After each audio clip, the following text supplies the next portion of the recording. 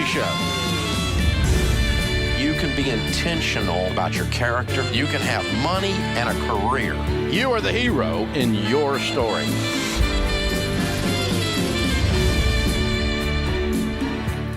Live from the headquarters of Ramsey Solutions, broadcasting from the Dollar Car Rental Studios, it's the Ramsey Show, where debt is dumb, cash is king, and the paid-off home mortgage has taken the place of the BMW as the status symbol of choice. Ken Coleman, Ramsey personality, #1 best-selling author, and host of The Ken Coleman Show, where he talks about getting you a job, getting your career on track, getting into work that you love. Joins me as my co-host today, so we can add that to the list of things we'll talk about. I'll talk about anything because I'm an expert on my opinion, so you jump in. The phone number is 888-825-5225. That's 888-825-5225. Eric is with us in Raleigh to start off this hour. Hey, Eric, what's up in your world? Hey, Dave. I appreciate you taking my call. Sure. I actually called last week, and they said this was a call for Dave. Oh, so wow. I had to call back. I hope you brought your A game.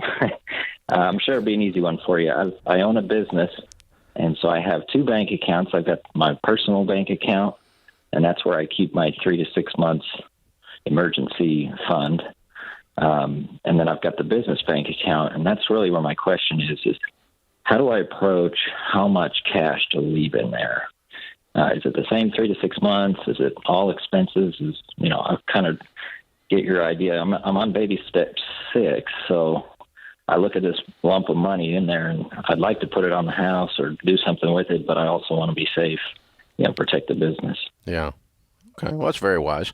So I use a separate savings account at home just for an emergency fund. There's nothing in it but an emergency fund. It's a money market account, and I keep 3 to 6 months of expenses in there, okay, just for home emergency fund. It's not in my checking account. I don't recommend combining them. The same is true in business, and we use a fairly sophisticated tool where we have a float account in our business operating account that floats anything out of the checking into overnight, and it earns then money market account rates each night, and then whatever is needed is automatically pulled back in, and so it floats back and forth. But I in a traditional checking account, I don't leave the emergency fund in there in business. In business, we call it retained earnings, and of course, we recommend you run a business the same way I run mine, and I'm consistent with, I do run it this way. We don't borrow money here. And so however much cash we can get in there is our line of credit. We're our own line of credit because we don't have a line of credit. Our savings account is our line of credit. So if we want to buy equipment, we want to expand, we want to launch into a new product line, we want to buy another company, we want to build a building, we want to do anything, we have to have the cash. And so with all of that in mind, if you're going to live that way, then you're going to want about 6 months worth of cash in your business of what it takes your business to operate. And I got to tell you, that didn't seem like a lot of cash at this time last year when everything stopped and everybody quarantined and everybody went home and the world stopped and everybody sat in trembling before their televisions and did nothing. That didn't feel like a lot of cash. It didn't feel like a lot of pad. I was wishing I had a year's worth of cash because I'm looking at 1,000 team members and I'm thinking if I burn through this cash, they're not going to have a job because I don't borrow money to keep them either. And so I don't borrow money. So given that, then the more stringent you are on that subject, the more cash you'd have. And I mean, Ken, you were sitting here as we're having these discussions with our own team members about cash. We told the team, here's how much cash we have, and here's the burn rate. Mm-hmm. And we have to have more money coming in than going out, or we start to burn through that cash. And as we burn through that cash because we're losing money, then that approaches the drop dead date in which people will not be paid and we won't have a place to work. And so we're talking reality, wasn't it? It was very real. And I think, Eric, here's what I would tell you. I don't think there's a wrong answer. For somebody who's on baby step 6, you've obviously put a lot of cash away in your business. I don't think there's a wrong answer. I think you have to do what Dave's saying here, and let's put a real emotion on this. years. And you have to ask yourself, because the pandemic was something none of us had ever faced, including Dave or anybody. It's like, what? We don't even know what's going to happen. It's unprecedented. Yeah, your favorite word. But here's the deal, Eric. I think you put away, if you feel like a year makes you really, really comfortable with this kind of pandemic, if this were to happen again, if it's a year, put a year away. If it's a year and a half, put a year and a half away, because you're already in such a great position that you're going to be walking through baby step 6 pretty soon anyway. Don't overthink it. Just put an emotion on it. Go, this makes me feel good when I lay my head down at night, and then move forward. And we felt pretty good until there was absolutely, full stop. And I think that's what you have to look at. For a small business owner, you have to look at that. What does full stop look like? Yeah. How would it affect us? It's hard to imagine a scenario where full stop occurred, but we walked through one 12 months ago. That's right. And so the good news was we never actually had a single month that was not profitable. And so we never even got into the cash. But I can tell you, our cash position today is a whole lot better because we've been building up cash because it scared us. I mean, it's like, wow. Yeah. And here's the thing. Our company we save a percentage of our profits to grow retained earnings every month. It's a formula that we use out of our P&L. When we do profits, before we disperse the profits to the various people that are paid off the bottom line, we set aside a percentage of it to continue to grow. And we have our growth curve has been faster than our retained earnings growth. And so we've never been able to get up to a full 6 months worth of cash. But we were close, but even then it wasn't enough. And it was millions and millions of dollars. Oh, for sure. But you thought, well, I got millions of dollars here in cash and it's just sitting here. And then all of a sudden it's like, that's not so much. No. It's got to be gone. Yeah. And it gives you this tightening of the stomach as it climbs towards your throat. Yeah. And so the beautiful thing is with no debt, we were able to keep that number fairly low. That changes everything. And so we don't reverse those trends. We don't borrow money. We always save money. We're always generous, and we always live on less than we make. These are biblical principles for finance. Well, I'll attest to this, folks. I mean, because we don't have debt as a business, Dave said, all right, we're going to cut expenses. We're not going to do the things that we've normally done because we're going to batten down the hatches and see how long this storm takes. And you can do that when you don't have debt. You can say, all right, it's uncomfortable, but I can cut. I can save. I can do those things, and cutting and saving without sending anybody furloughing home, or laying people off. Versus a lot of small businesses weren't in a place where they could do anything, and so now they're taking the PPP loan, and everybody knows what we think about that and what that does to you. So I think as a small business person, I think it's okay to go, I want to have a goal of having a year's worth of cash, operating cash in the bank. Don't have to. We're not saying that's the cardinal rule, but it certainly doesn't hurt when you're a small business owner where you've got a team of 20 or 10 people. But here's the formula. The less debt you have and the more cash you have, the more options. The higher your survivability probability. Yeah, that's absolutely right. The higher your probability of survival is. Mm-hmm. And let me tell you who wins. Those that stay open. It's the truth. When you ride the roller coaster, there's Survival a down of the fittest. And there's an up. That's right. There's a down and there's an up. Welcome to business. And oh, by the way, you're not the exception out there. Some people think they're smart enough to outsmart it. Nope, it's coming for you. Yep. This is The Ramsey Show.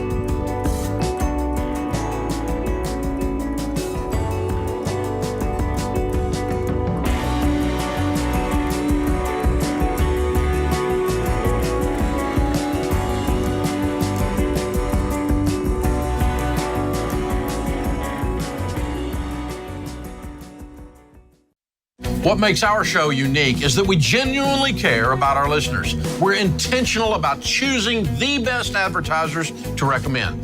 Blinds.com is no exception. They offer high-quality window treatments at unbelievable prices, and they make it simple to shop blinds, shades, and interior shutters with easy online ordering, free shipping, and a guaranteed perfect fit.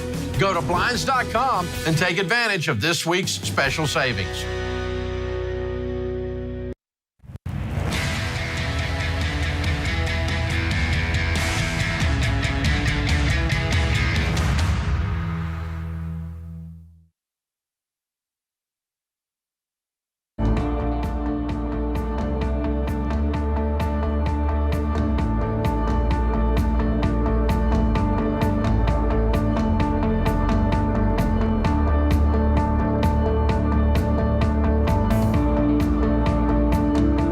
Ken Coleman, Ramsey Personality, is my co-host today. Now heard on over 75 radio stations across America, Sirius XM, and an uber popular podcast. Oh, and YouTube channel. He's everywhere. So check him out, kencoleman.com, ramseysolutions.com. You can find him there. Anything you need along those lines. The phone number here, 888-825-5225. You want to talk about jobs, you want to talk about career, you want to talk about life and money, we are here for you. Tyler is in Denver. Hi, Tyler. How are you? Hey, can you hear me okay? Absolutely. What's up? Great. Hi, I'm a huge fan of your show. I've watched almost all your clips on YouTube. I'm really excited to talk to you right now. Got a bit of a career question for you. My name's Tyler. I graduated from college in 2019 in engineering school. I'm 24. I work for an engineering company, make about a little under 90 a year. And wow, a lot good of times for you. I hear you say this. Oh, thank you. A lot of times I hear you say this quote on YouTube. It's bad to have a mentality of oh God, it's Monday, thank God it's Friday kind of thing. And I'm just kind of wanted you to elaborate on that a little bit. I would say I'm kind of in that boat. I really enjoy where I work. I work with good people. I think the stuff I do is technical and interesting. But obviously, if I had the choice, I obviously wouldn't work a 9 to 5 at a desk all day. So I'm just wondering, is that a bad mentality to have? How can I get out of that, or what can I do about these feelings? Well, let's just play this out. You're 24. You've got an engineering degree. The work interests you, but you gave us a big clue. I don't want to sit at a desk all day. And that's not wrong to feel that way, but let's look at what you want the future to be. So let's fast forward 34, 44. What kind of work would you want to be doing at this very moment? What would you say? Yeah, I mean, I love what I do. And I love tech, and I love engineering, and I'm a computer programmer, essentially. But, so I move up in those ranks, start taking on project leads and stuff similar to that. But like I said, it's still a 9 to 5 thing. I think I'm conflicted more, the idea of like, well, I'd rather be doing this or that, I'd rather be outside. I'd rather be, with friends and stuff like that. And I'm not saying, obviously, I don't like my job, because I do. I do. Well, hold on a second. So you're all over the place. So I want you to say it. Sounds like you just don't want to go to work. Yeah, because outside and be outside with my friends, that's great, but that's not work. What do you want to do? I mean, you started to give us a clue there. You're up the ladder. You're 24, first of all, so you need to relax. You're in that entry position, and you're making almost $90,000 a year. So you're on the ladder. So what does the ladder look like? What do you want to be doing at 34, 44? Do you want to work for yourself, have your own tech company? What is it? I know you've allowed yourself to think about it. Say it. What is it? Sure. I've never even really considered the possibility of starting something where I work for myself. I just kind of am under this assumption that I'll be in some corporate structure. Okay, forget assumption. For my entire career. What do you wonder about when it's just you? What is the 45-year-old you doing professionally? What have you allowed yourself to imagine? Say it. Now, let's assuming you're working at something. Yeah, not playing with friends at the park. Not playing badminton in the backyard. Yeah, exactly. No, I obviously I enjoy having a stable and steady income. So that I don't want to change, obviously. Tyler, what is the dream? As for what I want to do, say it. Say it. I know you've thought it. I've done this enough. Tell me what you dream about. What I dream about? Work. I dream about. I might be panicking here. No. Okay, so here's the deal. Just moving up in that. Moving up. All right, so ahead. Moving up. Tell me what moving up looks like. What are you? Forget about job title. Forget about how much money you're making. Forget about how you get there. You're letting your brain run. I want your heart to answer this question. You love the work of engineering. You love that creative, technical aspect of what you do. Is that true or false? True. Okay, then. So if you want to keep doing that kind of work and moving up the ladder, you need to begin at 24 to go, what does that ladder look like way up top? Start looking at that. Stop focusing on, well, I'm at a desk 8 hours a day. Well, you're 24, man, and paying dues for you is really good right now. I mean, you're making almost $90,000 a year. You're overthinking this. Start to talk to engineers who have been at this for 10 years, 15 years, 20 years. What's the kind of work you would love to do? And if you want to retire at 40, great. There's nothing wrong with that. I mean, are you supervising engineer products in the field? Yeah. In the field, which gets you out of the office in the future? No, I work for a website company, so I'll be indoors most of the time. No, I'm saying you might not be working for the same company, dude. Yeah. Yeah, got it. If you're doing what kind of engineer are you? I'm a computer engineer. A computer engineer. Okay. All right. I had you engineering buildings for a minute. I'm sorry. Okay. No. Okay. So, you've just got to decide. I don't know of a situation. I can't think of a situation, but I'm not an expert on your field. I've got about 300 of you working here, but none of them work outside. Mm-hmm. They all work in the building. And so we don't have any computers out in the amphitheater or the park next door or around the fire pit or the various places. I mean, I actually have Wi-Fi out there. You can go out there and sit, but on a nice day. But the vast majority of them work inside the building. So I think probably what I would leave you with is this: A, there's nothing wrong with paying your dues for a few years and sitting there. And while you're making $90,000, paying your dues, to Ken's point, is not bad. B, and so just plan on that. B, it does not, just because you do that for the next 2 years does not mean you have to be doing that for 2 decades. Mm-hmm. You get to choose. I'll tell you one thing that I know 1,000% chance over the scope of my career. I'm 1,000% chance your world is going to change. Computers are going to change. I mean, when I was your age and starting, there weren't computers. The personal computer was not very personal. And so, I mean, back when the dinosaurs roamed the earth, it's hard to imagine that, but feels like 20 minutes ago. And then I've watched the computer evolve into these tiny little things in our hands, which will do more than a whole building full of them would do just a few decades ago. So fast forward your thing a few decades, you may be doing stuff from sitting outside working on holograms. I don't know. But something's going to be different. Yeah, and so and we're not picking on Tyler. A lot of people get in this situation, Dave. This is what we do every day on the Ken Coleman Show. People get a little bit locked up. And so what we're pressing for is this: allow yourself to look out and say, what's the kind of work that I think would fire my soul up? And at 24, you might not know. That's the reality. Well, he's really young. Today, my point is for technology curve, today you might not see how you're, quote, working outside, unquote, doing your job. But 2 years from now, it might be going, everybody's doing that, and here's what they're doing. That's exactly right. I don't have any idea what's going to happen. Well, but the point is, you are not locked into this for 40 years. Yeah. There's no chance. You can't do what you're doing for 40 years. It won't exist. Right. It won't even exist 5 years from now. That's right. So start problem solving in your head.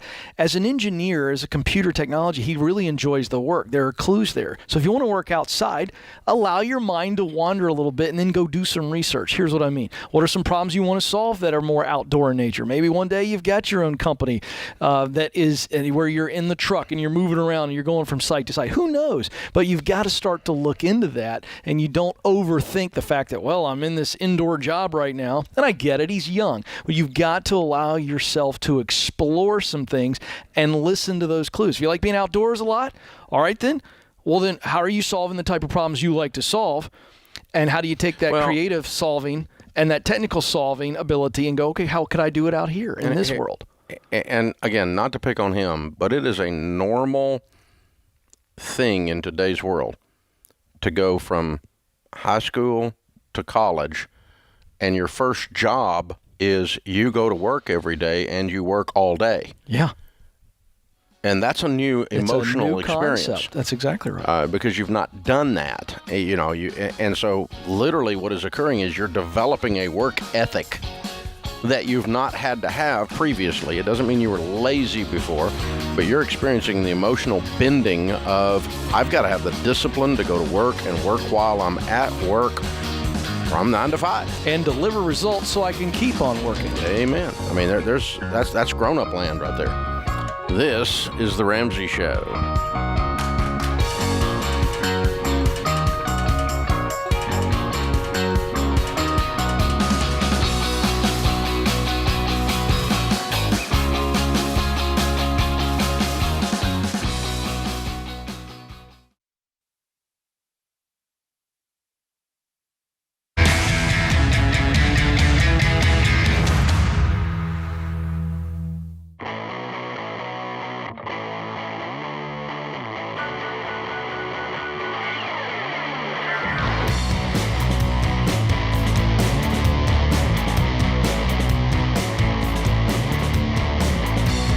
Ken Coleman, Ramsey Personality, is my co-host. If you're feeling stuck or disengaged in your current job, if you dread getting out of bed and going to work, if you're searching for a new job for any reason, our Get Hired live stream event on Tuesday, April 27th is for you.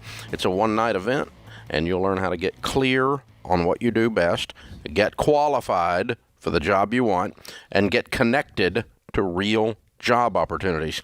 Time to take the next step, and no matter where you are or what your situation is, there's hope. Join me and Ken Coleman Tuesday, April 27th to take control of your career and start working towards what you're born to do.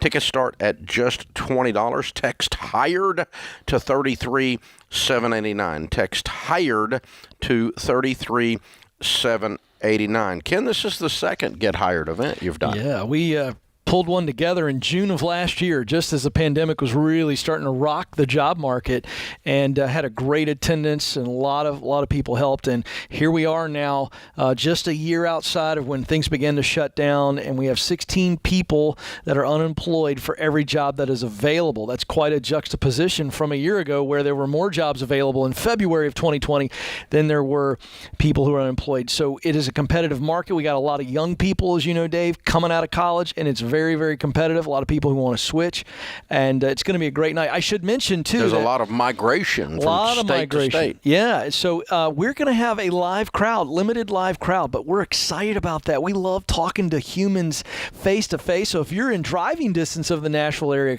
those tickets are going to go fast, but we are having a live crowd, and that's going to be a lot of fun right here in the gorgeous lobby of Ramsey Solutions World Headquarters. So do join us. Just check RamseySolutions.com/events. And the tickets are there. It'll get you right there. You can get the tickets for the live audience if you want to be in there. If you want to do the, again, the live stream, it's only $20. Ken will be covering a detailed, fun and funny, but very clear path to go from where you are to where you want to go. Yeah, we're going to give you the edge, so you can beat the competition, because it is a competition. Yeah, there's a lot of competitive action out there right now for any position. And we've got thousands of applications coming in at Ramsey. We're hiring 300. Yeah. In this calendar year. And we'll probably get, before it's over, we'll probably have 30,000 applications for those 300 positions. That's true. And so you've got to learn how to set yourself apart. You've got to learn how to push through to get hired with the company you want. Ken can walk you through all of that. It's the Get Hired event. Text the word HIRED to 33789. It's Tuesday, April 27th, $20. Text the word HIRED to 33789. Adriana is with us in San Diego. Hi, Adriana. How are you? Hi. Thank you for taking my call. I have a question. We have $100,000 saved, and we don't know what to do with it. We just started listening to your show a couple months ago, so now we're lost. Okay. What do you suggest we do? It's a wonderful place to be lost. Yeah. I'd like to lose myself at $100,000. Not a bad thing. Yeah. So, what we teach is the shortest path from where you are to wealth. And the goal being that when you're wealthy, you have margin in your life, you have the ability to be generous, you have the ability to spend the time doing the things you want to do and serving others in the process. So that's the reason for this whole thing. And so we teach a thing called the baby steps. So wherever you are on the baby steps is what I would do with that. Is your home paid off? Yes, sir. And you're 100% debt free? Well, we owe about $12,000 on the car, and that's it. Okay, so now we have $88,000 because we just paid that off. Do you have an emergency fund other than this set aside of 3 to 6 months of expenses? Yeah, we have $6,000 aside of that. Yep. Yes. Okay, so you need to figure out what 3 to 6 months of expenses are. What's your household income? About $120,000. Okay, so if we said 3 months expenses might be $25,000. We'd set $25,000 in a separate savings account just for emergencies. I just made that up. You decide what you want to do. Okay. Paid off your $12,000 car. That's $37,000. So that leaves me $63,000 to do something with. Do you have 15% of your income going into retirement? Yes, sir. Good. Do you have children? Yes, we have two, 9 and 12. How's their college funds? Well, we're saving for that too. We're doing a separate account for them, but I don't know how much is in there. We're just putting money in there. I would sit down with your investment advisor and see if you have enough on that already done. If you don't, we might use some of that $63,000 for that. Otherwise, you're at what we would call, once you've done these other things, you would be at what we call baby step 7, which is the last step. There's nothing left to do but build wealth and become outlandishly generous. And so, if you don't need any money for the kids' college, and so you have the whole $63,000 available, then you're down to investing that in some way, and or being generous with that money in some way. And so, I personally only do two kinds of investing. I buy real estate that I pay cash for, so no mortgages. And I invest in good growth stock mutual funds. $63,000 in San Diego will not buy you real estate, and so you'll be investing in mutual funds. You don't have enough to pay cash for a reasonable piece of real estate there, and I don't recommend long distance landlording. And so, in your case, $63,000. Even if you want to buy real estate later, I'm going to invest this for now in some good mutual funds, with the goal of adding to it over time to buy some real estate with cash later on. But follow a clear, detailed path. It's called the baby steps, and you can find it at RamseySolutions.com. It's got everything there that you need. Scott's with us in Fort Myers. Hey, Scott, welcome to the Dave Ramsey Show. No, it's not. It's the Ramsey Show. My bad. What's up? You guys are the tag team that I've been waiting to talk to, so I appreciate your time. I've been with the same company for about 7.5 years, and I am part of a key employee group. And I was offered a business succession plan that I signed up for just over a year ago. You were offered a what? Basically, a business succession plan. So instead of a family business being turned over to the 2 sons that work there, there are 2 other employees, myself being one and someone else, that will be buying the business in about 8 or 9 years. So he's giving us stocks or shares of the business to get up to 50% of the ownership, and then in about 8 years we'll have to buy him out. Okay. And I no longer want to do that. The direction of the company in the last year and 4 months has been horrible, and it's definitely run more like a family business, and I am not the family name. So I'm looking to start my own business. So I need to be able to get out of this business succession plan. The only issue is there is a 3-year, 150-mile non-compete that I found out about after I signed. How did you find out about it after you signed? You mean you signed something you didn't read? He wouldn't allow us to. I asked if I could. You signed something you didn't read? What are you, in Congress? I have done every wrong move since birth. So unfortunately, yeah, I just found you guys about 4 months ago, and I paid off my 401k loan because I did that without thinking about it. So now I'm debt free with that. I have paid off $37,000 out of $73,000 in the last 10 months. So I'm almost debt free. I'm getting there. But the business aspect of it, I'm going to start my own business, and I just need to know. Well, is this guy the type of guy that if you go in and just fall on your sword and beg for mercy, he'll let you out? From what I'm understanding, no judge would follow a 3-year, 150-mile. I disagree. Non-compete. Absolutely, okay. A judge will do that. Okay, that's absolutely enforceable. If it's in writing, that's absolutely enforceable. Yeah. Okay. Ken Coleman signed one. I don't know if he's. Yeah. Yeah, I don't know if he is the type. It's more than 150 miles too. Yeah. Wow, we're running into a break here. I'll tell you what. Hang on. When we come back from the break, we'll talk this through a little bit more. Yeah. And let's think about what we're getting into here. Oh my goodness, what a mess. As a matter of fact, we're not going to do that. So, you want to take him after the other? Well, you'll figure it out. We'll announce it when we come back.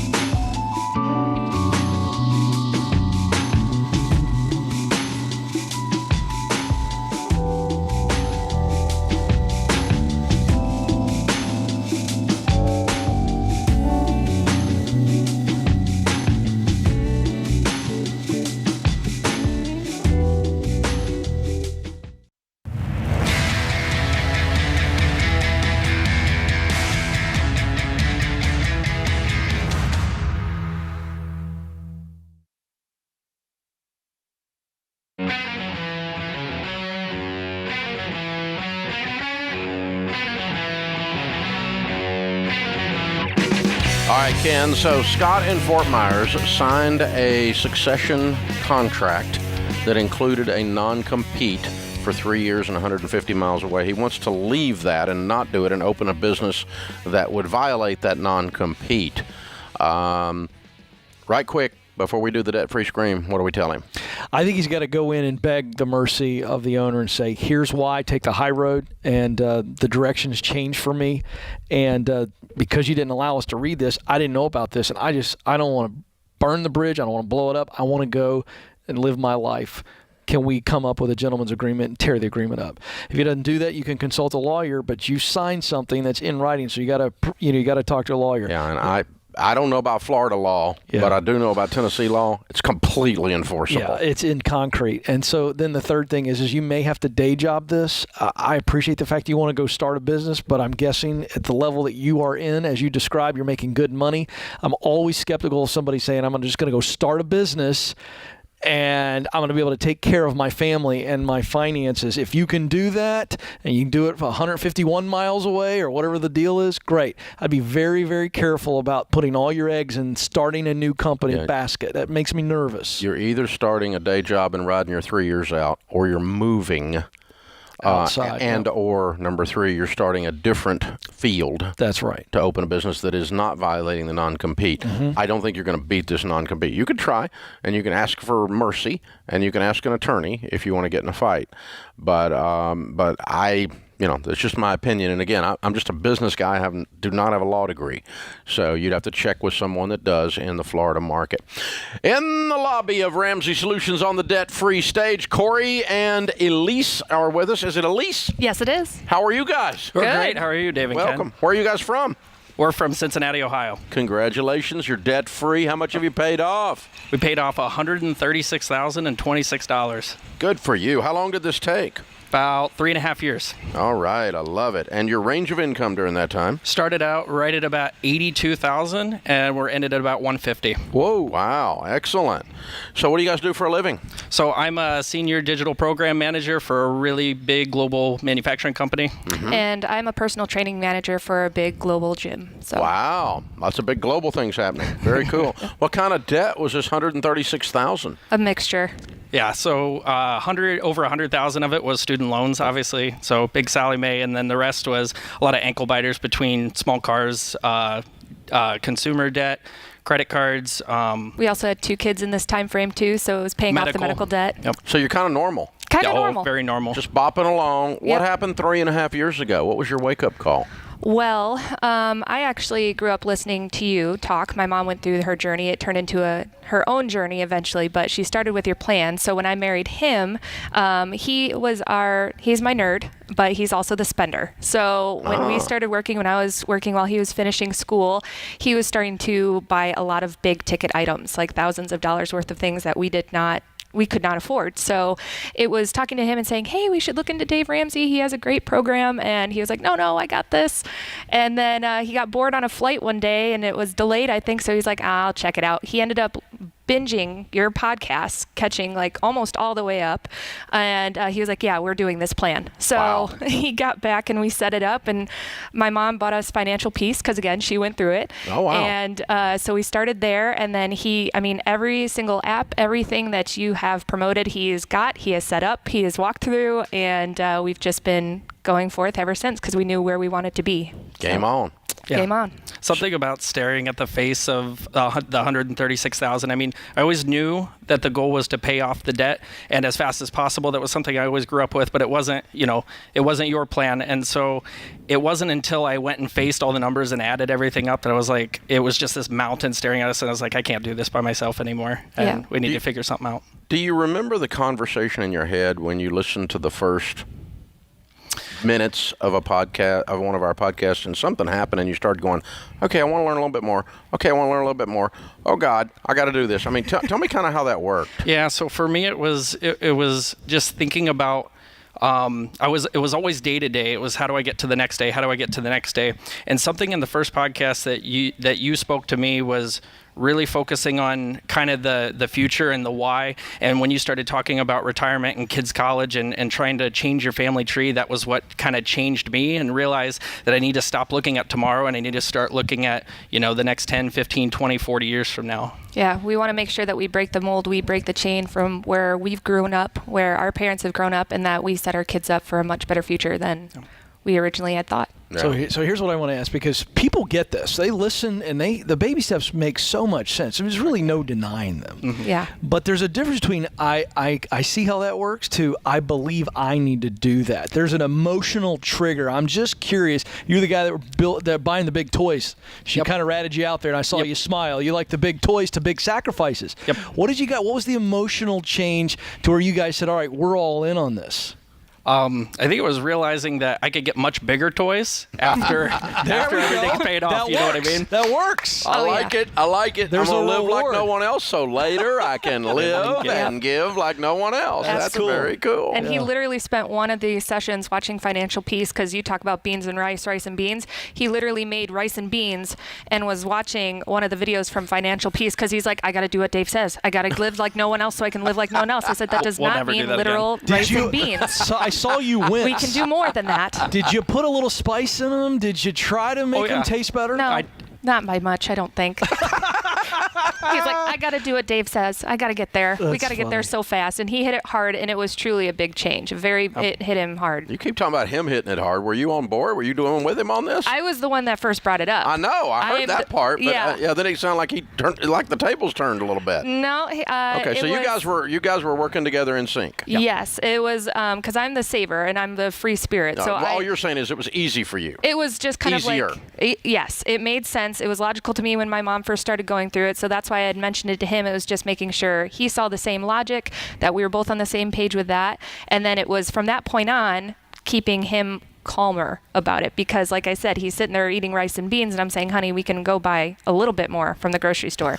We can live a little bit more. So it was just about then working together. He's go big or go home. Yes, Love it. very much. It was hard in the beginning, but as we started to get lockstep and we started to kind of build and grow our relationship, it got a lot easier as we got towards the end. And we were able to see once the light was at the end of the tunnel. I mean, the last 50% just really rolled out very, very quickly. Right. Wow. And it helped our communication in a lot of things too, because finances are obviously a big struggle, and we had only been married for about a year or two when we first started. So it had really beefed up our communication, and we went forward from there. All right, well, let's get Kaysen and Miles into the picture. How old are they? Kaysen is 3.5. Miles is 16 months. All right, very cool. All happening while this was happening. Yeah. Very good stuff. All right, it's Corey and Elsie and Kaysen and Miles from Cincinnati. $136,000 paid off in 3.5 years, making 82 to 150. I'm so proud of you guys. We got a copy of Rachel Cruz's new book, New York Times bestseller, Know Yourself, Know Your Money, as our gift. Congratulations. Count it down. Let's hear a debt-free scream. 3, 2, 1. We're debt-free! Yeah! That's how it's done. You have to have, you talk about it all the time, your why needs to make you cry. You have to have something that's more noble than just, I want to feel better. Yeah. That desired future is so huge, and if you as a couple can get on the same page. They said, we want to change our family tree. That's what it's always been about. When you say that, you're and you mean it. Oh, yeah. You will sacrifice today to win tomorrow. No question. Adults devise a plan and follow it. Children do what feels good. And obviously, we're looking at a couple of adults there. Very, very well done. What rock stars. That's amazing. It's amazing. And by the way, you feel good when you do all of the good. Down the line, it doesn't feel good when you're hustling, when you're sacrificing, when you're being diligent. But it feels really good when you cross the finish line. And every time we see or hear a debt-free scream, I promise you, folks, those folks feel real good. Yeah, I mean, $136,000 lighter. That's fantastic. That's a lot. And by the way, there was no student loan forgiveness. No. They paid it off. Dug themselves out. There you go. This neat idea. I mean, wow, pretty incredible. That puts this hour of the day I did it twice this hour. Well, you've been doing it for 30-some years. I know. This hour of the Ramsey Show. There it is. In the books.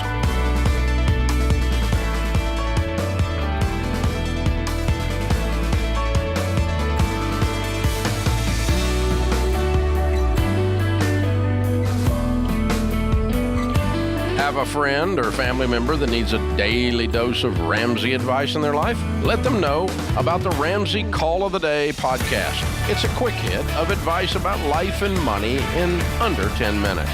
Check out the Ramsey Call of the Day podcast wherever you listen to podcasts.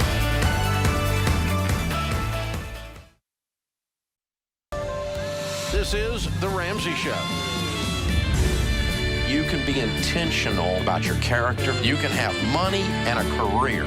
You are the hero in your story.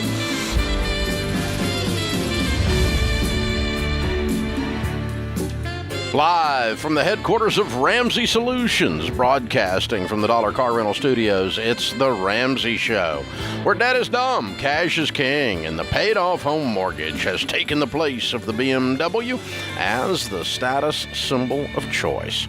I'm Dave Ramsey, your host. Ken Coleman, Ramsey personality, host of the Ken Coleman Show, where he talks about career and jobs every day, is my co-host today. And what that means is you can talk about career and jobs as well as money or anything else you want to talk about. We're here to help you with your life. Open phones at 888-825-5225. That's 888-825-5225. Amit is with us in Buffalo, New York. Hey, Amit, what's up? Hi, Dave. Thank you for taking my call. Sure. How can we help? So I had a question about finances. So I'll explain the situation. Me and my wife were both residents. My wife graduated residency last year. I'll be graduating this year. So during our residency, we had whatever money we were able to save. We invested it. It was a small amount of money, so I was okay doing it.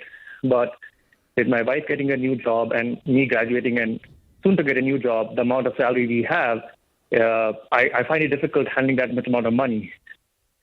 So my question was, like, when should I get a financial advisor? Because I have talked to a few people, but I'm not able to trust them. But at the same time, I'm afraid handling that much amount of money, which I have never seen in my life. Good for you. You're being very wise on a whole lot of fronts. So here's what the mistake that a lot of people fall into, and it sounds like you're starting to, and it'll solve both of your problems. Sometimes people want a financial advisor in their head. That means they have to take over and run their life, and we have to trust them. Instead, I use a financial broker to do investments with, but I make the decisions. And the way I make the decisions is his job is to present options to me, ideas to me, and to teach me something I didn't know before. And so much like you've studied in your medical career to learn to be an expert in that, you won't have to study nearly as hard on money. It's not that complicated. But you're going to have to learn a few basic things from a good from a good investment broker or investment advisor, and they say they are advising you. They're not telling you. It's not a babysitter. You're not turning your money over to them and just hope it works out. They're saying this is advice, and with advice means you're going to learn a little bit. Okay, I don't understand that. And by the way, the rule is you don't work with a financial advisor that doesn't have the heart of a teacher. If they have the heart of a salesman, they're slimy, run. If you feel like you need to have a shower after you met with them, run. And the other rule is don't put money in anything you don't understand. And then you don't end up with being one of those broke doctors. And broke doctors, there's more of those than there are broke musicians. Right, that's what my fear is, because on your show you say that doctors have doctoritis, you know? They do. So that's what I'm afraid about, that, you know, I'll squander the money that I earn, and that's why I'm looking for a financial advisor. But at the same time, I had talked to a few people, and I just have difficulty trusting them with my money. Yeah, you don't trust them with your money. You trust them to teach you because you trust you. Yes. Right. And you must trust what Dave just told you. Let's just rewind what he said. You should be writing this down, going, okay, wait a second, I'm in control. If the financial advisor gets frustrated with you and they don't want to teach you and explain the questions that you've got, you don't understand a financial move that Dave said, then don't do it.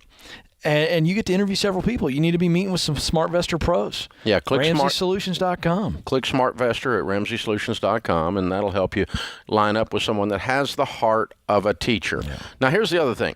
I don't want to squander my money, you said. Now, let me make sure. You mean you don't want to make a bad investment that you didn't understand and lose the money. Is that what you mean? Correct, yes. Okay. Not squander it like I'm going to overspend and be undisciplined. Oh, no. No. Both of us are quite frugal. Okay. So I'm not worried about that. I'm worried about, like, if I put it in the wrong investment and I lose that money. Yeah, exactly. Because, sometimes I've run into, and you were not saying this, but just for the sake of our audience, sometimes I run into someone who comes into a lot of money and sometimes someone who's very young, for instance, in the music world, we're in Nashville, they become very popular and they got a lot of money. All of a sudden, they don't have the maturity to control the situation, and no one can give you that. That's called growing up. But you've already got that, obviously. Okay, so we're frugal. We're not going to overspend. We're not going to do something stupid. But you don't want someone. Like I've heard people say stuff like, "Well, I called my financial advisor and he told me I couldn't buy a car." Well, it's not his job to tell me whether I can buy a car or not. I'm going to decide if I'm going to buy a freaking car. I put the money in the dadgum account. I can decide. I'm a big boy. I can decide. I'm a grown man. I can look at the numbers and go, I can afford this car, can't afford this car. I don't need to ask someone's permission to do crap with my money. That's right. And so that's when you handed it over and somehow you've gotten someone who's babysitting you. And that is not what you do. That's how people get screwed. That's how they lose all their money and they make a lot of money and they end up with none. So here's the trick. Don't put money in something you don't understand. Don't work with anyone in the financial world. Real estate agents, insurance agents, investment brokers, estate planners, tax people. Don't work with anyone in the financial world that does not have the heart of a teacher. Yeah. My poor tax guy has to explain our infinitely complicated tax returns enough that I'm not just signing them because he put them in front of me. And that's the key. Dave still has the power, and Amit, you have the power. As a doctor, here would be the analogy. I'm sure you've had somebody show you how to use a medical device before, and you don't use it on a patient until you know that you know how to use it, and you have the same control. I'm not going to do that until I understand how to use it. Competence. You are in control here. You're not giving over any control, and I love your spirit, but again, there should not be a spirit of fear here. Go to RamseySolutions.com, interview 3, 5, 7 SmartVestor pros until you get a good feel, a good chemistry, and that they're willing to explain things to you, because as Dave said, he doesn't sign on the tax form until he understands what he's signing. Yeah, so Amit, you can just pile up the cash. That's true too. If that's all you understand, until you understand more. I had a young man that was an NFL football player come in and sit down with me about 2 years ago, he and his beautiful little wife, and they were like Ken and Barbie, right? And he said, I got to tell you, Dave, you're just going to kill me. I said, why am I going to kill you? What'd you do? He said, I'm so ashamed. I'm like, what are you ashamed of? And he goes, I'm such a horrible investor. And I said, well, how are you a horrible investor? What did you do? And he goes, I have $35 million in a savings account. And I went, I'm not going to kill you. I'm going to kiss you. You're a I genius. Thought you might have choked on that. He goes, yeah.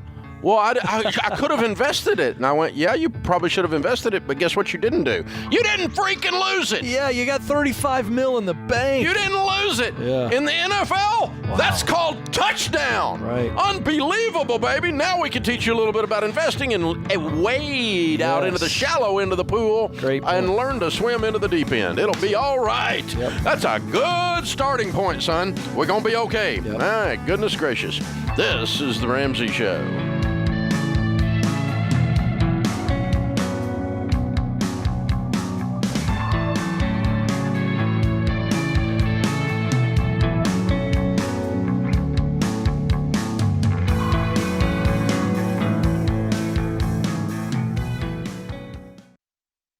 Healthcare has gotten to be ridiculous. It puts people, on the brink. And so it would have put us on the brink had we not had CHM.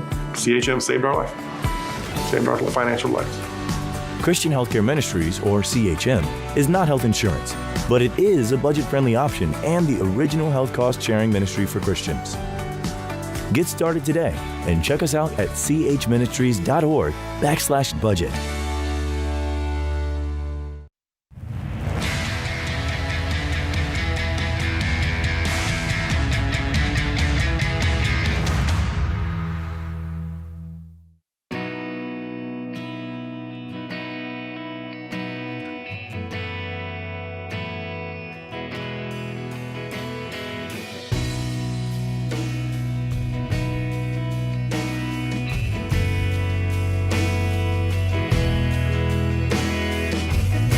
Ken Coleman, Ramsey Personality, is my co-host today. April is here, folks, and you know what that means. It's National Financial Literacy Month. We celebrate financial literacy every year, and we want to celebrate the hard work and dedication that teachers give every day with our Teacher Appreciation Giveaway. It's sponsored by Mint Mobile, the affordable premium wireless provider.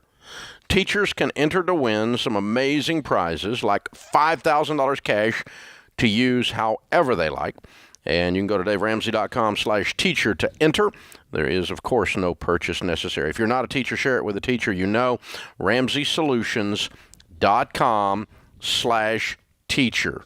RamseySolutions.com/teacher. Now, Ken, most people, I was doing this at my house one night at a dinner party not long ago. I said, tell me about a teacher that you remember. And a few people out of a whole bunch standing around remembered negative teachers, but almost every one of them brought up a teacher that changed the trajectory of their life. Teachers are a big deal.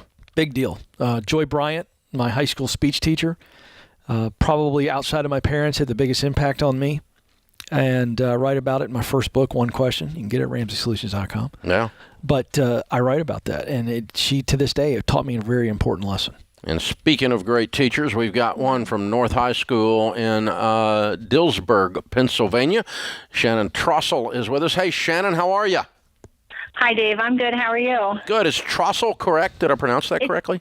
It's Trossel. Trossel. Okay, thank you. Yeah. I didn't want your kids making fun of you later. Yeah. Yeah, right.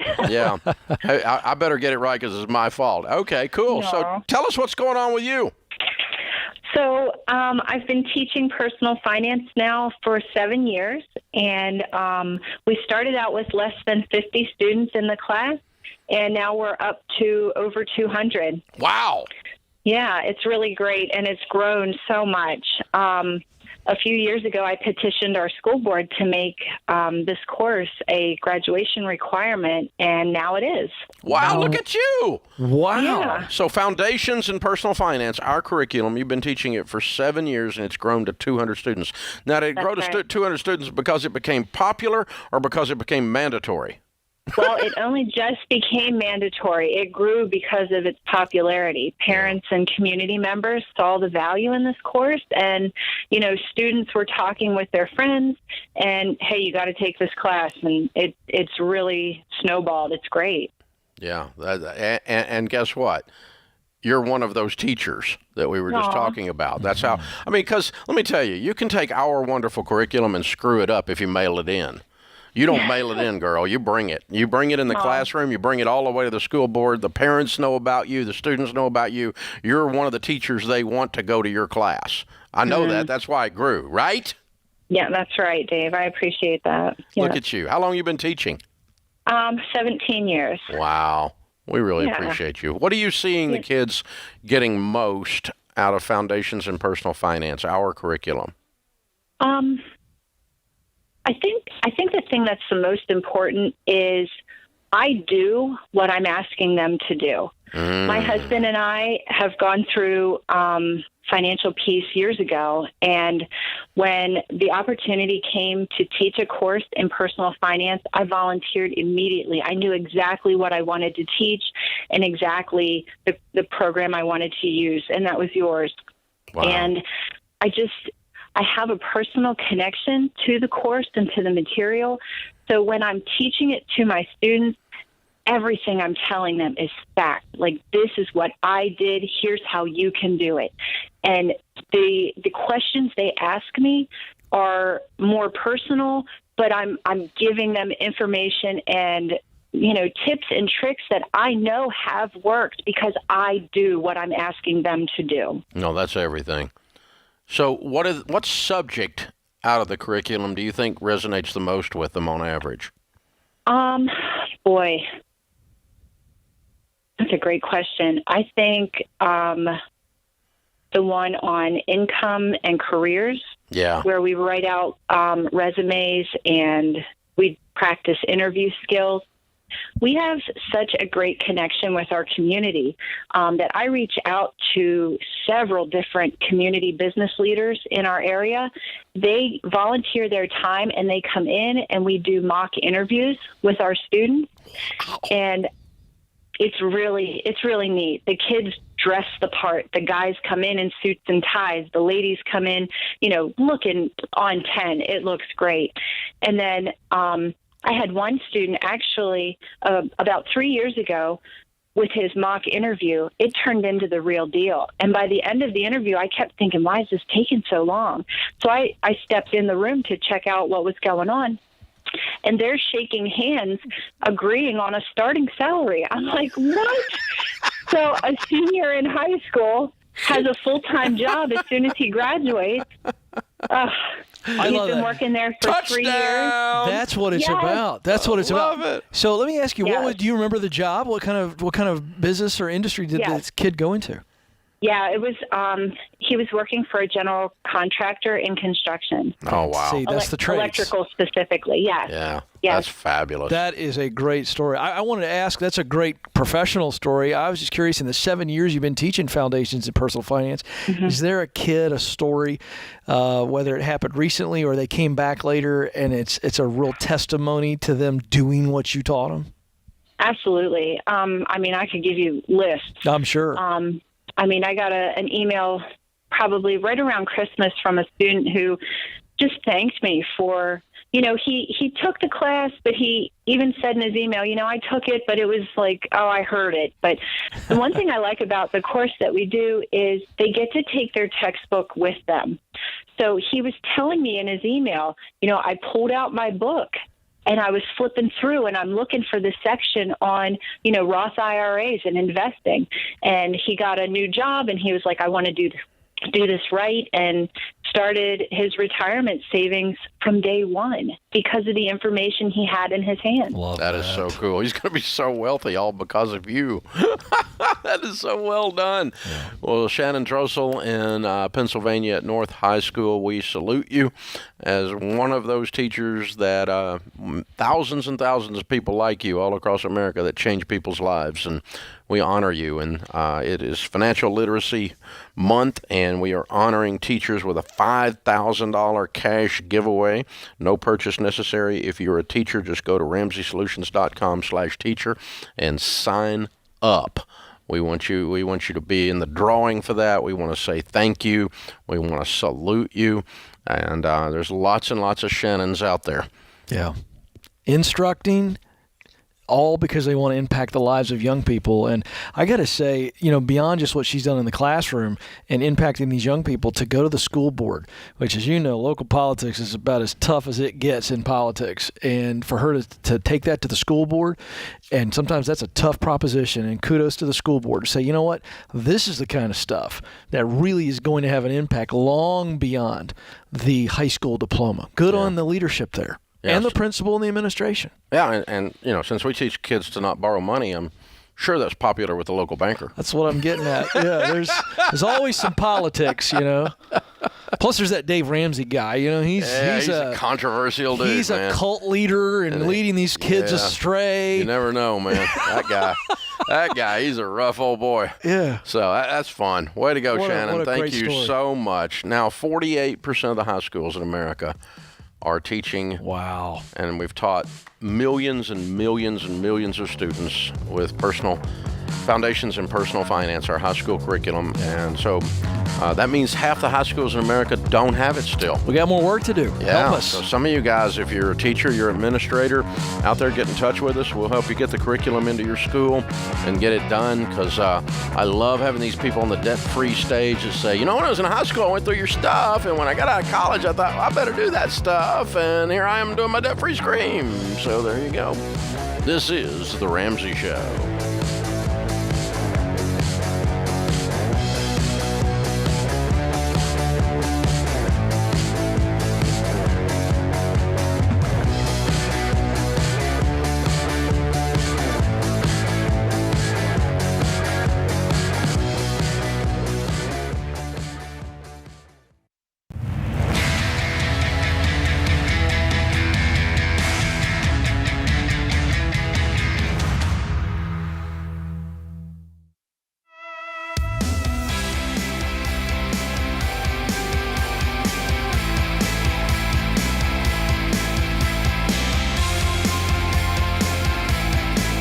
In the lobby of Ramsey Solutions on the debt-free stage, Marcus is with us. Hey, Marcus, how are you? I'm doing great. How are you guys? Doing better than I deserve. If you're on that stage, it can only mean one thing. You're debt-free. That's right. That's right. Way to go, man. How much did you pay off? So I paid off $21,000, and the total of the loan was actually $32,000, but my parents had paid off that first portion, but I didn't want that burden, so I went ahead and paid off the $21,000 on my own. Way to go. Very cool.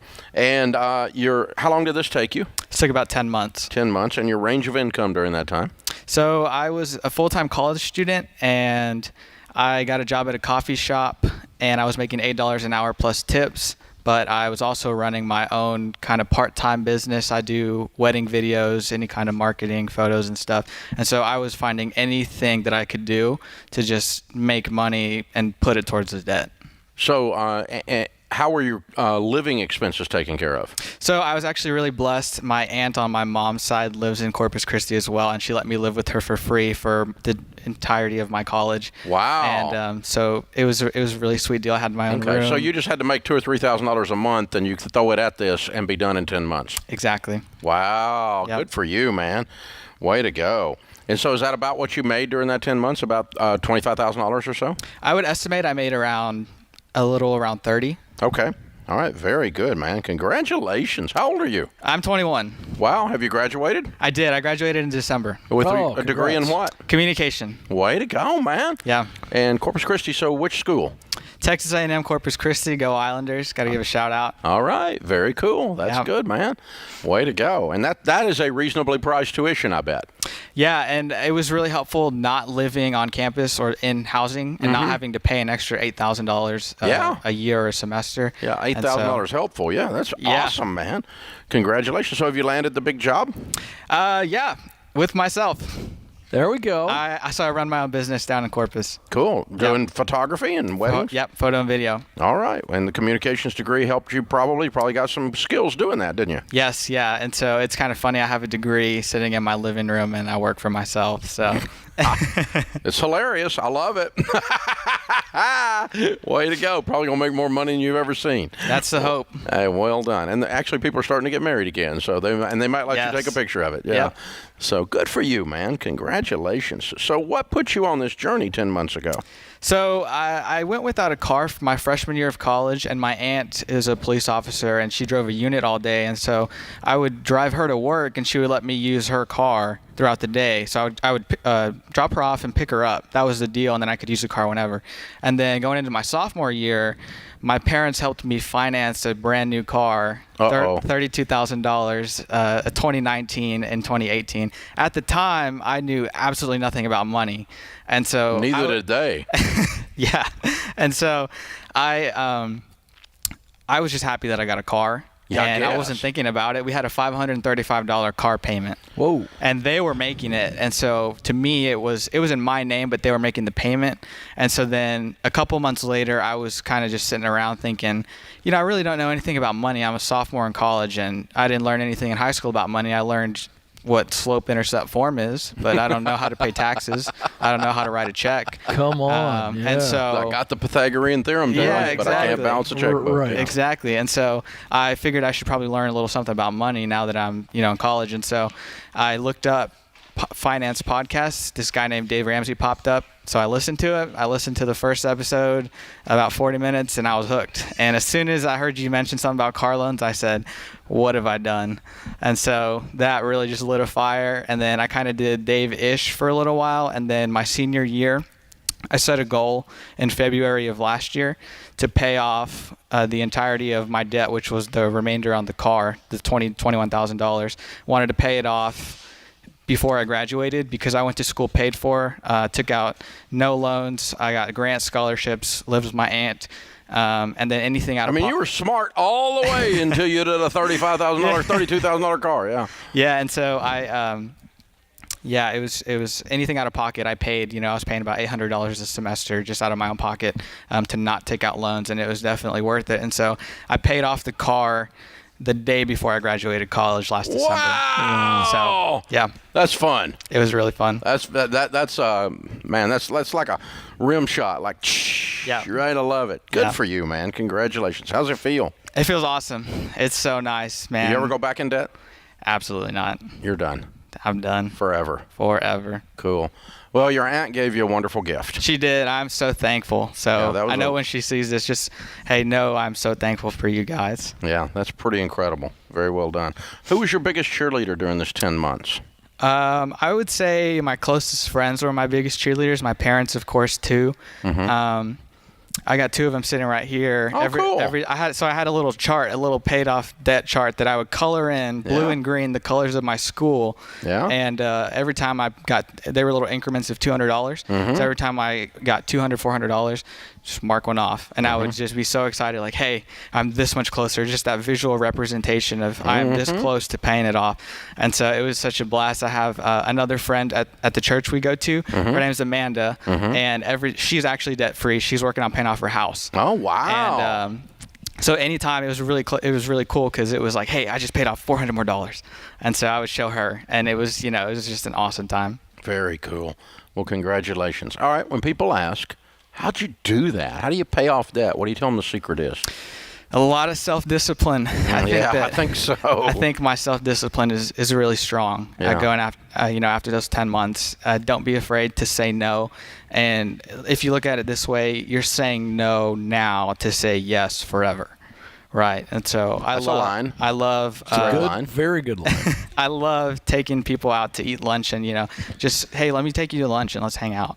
Right. At the church I go to, if someone's new, I would love to, let's go get coffee, let's go get lunch. And, being able to do that, not have to put on a credit card or worry about paying something off. So cool. What's your church you attend? It's called the Net Fellowship in Corpus Christi. Great. Yep. Very cool. I want to ask you this because you said something about self-discipline. I think we all get that. But I'm also impressed that you swallowed your pride. Maybe you don't even think of it this way.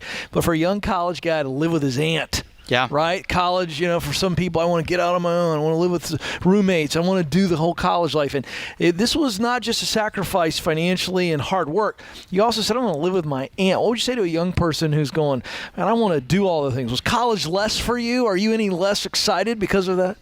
No, college was a fantastic experience for me. I could have easily, my dream school is TCU, Texas Christian. Yeah, sure. And, it was just something I couldn't afford. And I did not want to take out loans to go there and pay off loans for 30 years rather than go to a paid-for school and live with my aunt for 3 years with no loans to pay off afterwards. Well, plus you got built-in security. She's a police officer. That's nice. So actually, her and my uncle are both police officers. Oh, wow. Fairly safe there in that security, house. I'm thinking we're in good shape. And you got to behave. Yeah, that's right. Yeah. Lots of good accountability there. Yeah. Well done, Marcus. We're proud of you, brother. Congratulations. Very, very well done. And you got a great start, man. I mean, you're coming out of school completely debt-free, starting your own business.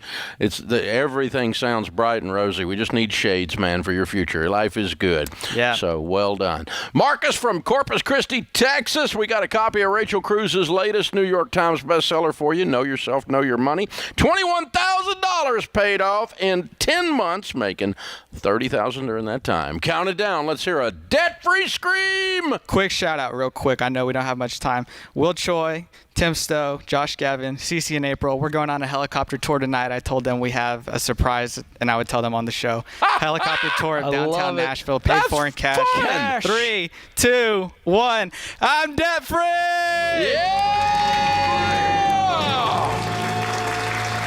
What a cool guy. I mean, he's a giver. I'm going to live like no one else, and so later, I'm taking my friends on a helicopter tour of downtown Nashville. That's right. Live like no one else, so later you can live and give like no one else. Man, he's so set up. He really is. I hope he caught what he said. Now I take people out. Hey, can I go to lunch with you? Can I encourage you? Probably teaching them the steps as well, the baby steps. So you truly can give, not just your money, but your time. Love his story. Love his heart. Lots of margin in that. Lots of margin. That's right. Lots of generosity. He is so set up. He's going to do so well. Oh, man. What a great guy. This is The Ramsey Show.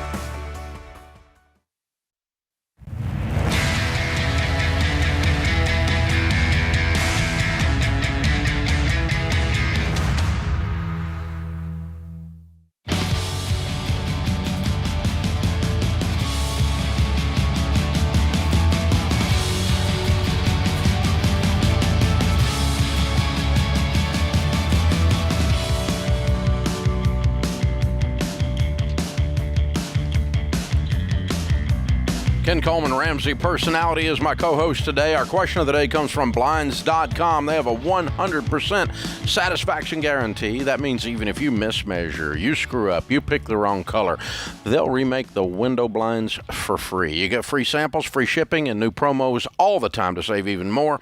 Always use the promo code Ramsey. It's magic. It'll get you a good deal. Today's question comes from Andrea in Tennessee. She asked, I'm moving into a different role at work, but there hasn't been any discussion of a salary change. If it doesn't come up soon, how should I bring it up? Humbly and clearly. You want to walk into that and say, hey, I just want to follow up. We've been discussing this different role, and we've yet to talk about what the comp looks like for that role. When you think it's the right time, I'd love to discuss that. You can do that face-to-face or via email. I always prefer face-to-face so they can see your humble spirit. This is not an abnormal thing to bring up. So the next time you're with that leader, I would bring that up. And, if they're going to keep kicking that can down the road, that should be a bit of a red flag. But assuming that everything's healthy and we're serious and the conversation continues to progress, you need to bring it up that way. The longer we've been discussing that without making any discussion in comp change, the more, and it's not anything she needs to do, but it's just for the rest of you out there listening, if you're leading people, you need to do a better job leading than that. That's correct. So all you got to do is just think like you would think if you were in this situation. So you're talking to somebody about a different role. If the roles were reversed, you'd want to know what the comp is. Hello, everybody does. It's the first thing someone thinks about. Well, what the responsibilities are. Can I do the job? Can I be competent? Am I going to screw myself up by taking on something I can't do? Mm-hmm. And what are you going to pay me? That's correct. I mean, what's the comp? And it's like, golly, you get way down in some discussion. And I actually had that happen one time where they were going to give me a pay cut. Oh, yeah, I've heard you tell that story. Yeah, so I quit. Right. They were giving me, after I was their number one sales guy, they were giving me more responsibility, going to pay me less per deal. And I had to do more deals to get the same number of dollars into my household, and they were all happy that they were promoting me. Mm-hmm. And I'm like, you stupid corporate people can't add. Right. And all they had to do is just talk about that real early in the process, and I would have truncated it. But no, it gets all the way down into the thing. Oh, sure. That's a leadership failure at some point. Now, if it's been one discussion about it, that's not a leadership failure. But just keep in mind, leaders, that your people want to know whether they're going to get paid. That's really not rocket science. Jennifer is in Tampa, Florida. Hey, Jennifer, how can we help? Hi, good afternoon. Thank you so much for taking my call, Dave and Ken. I thought you guys were going to be the best people to answer, give me help with my predicament. So I'm trying to figure out if I should keep my current job or if I should start pursuing another opportunity.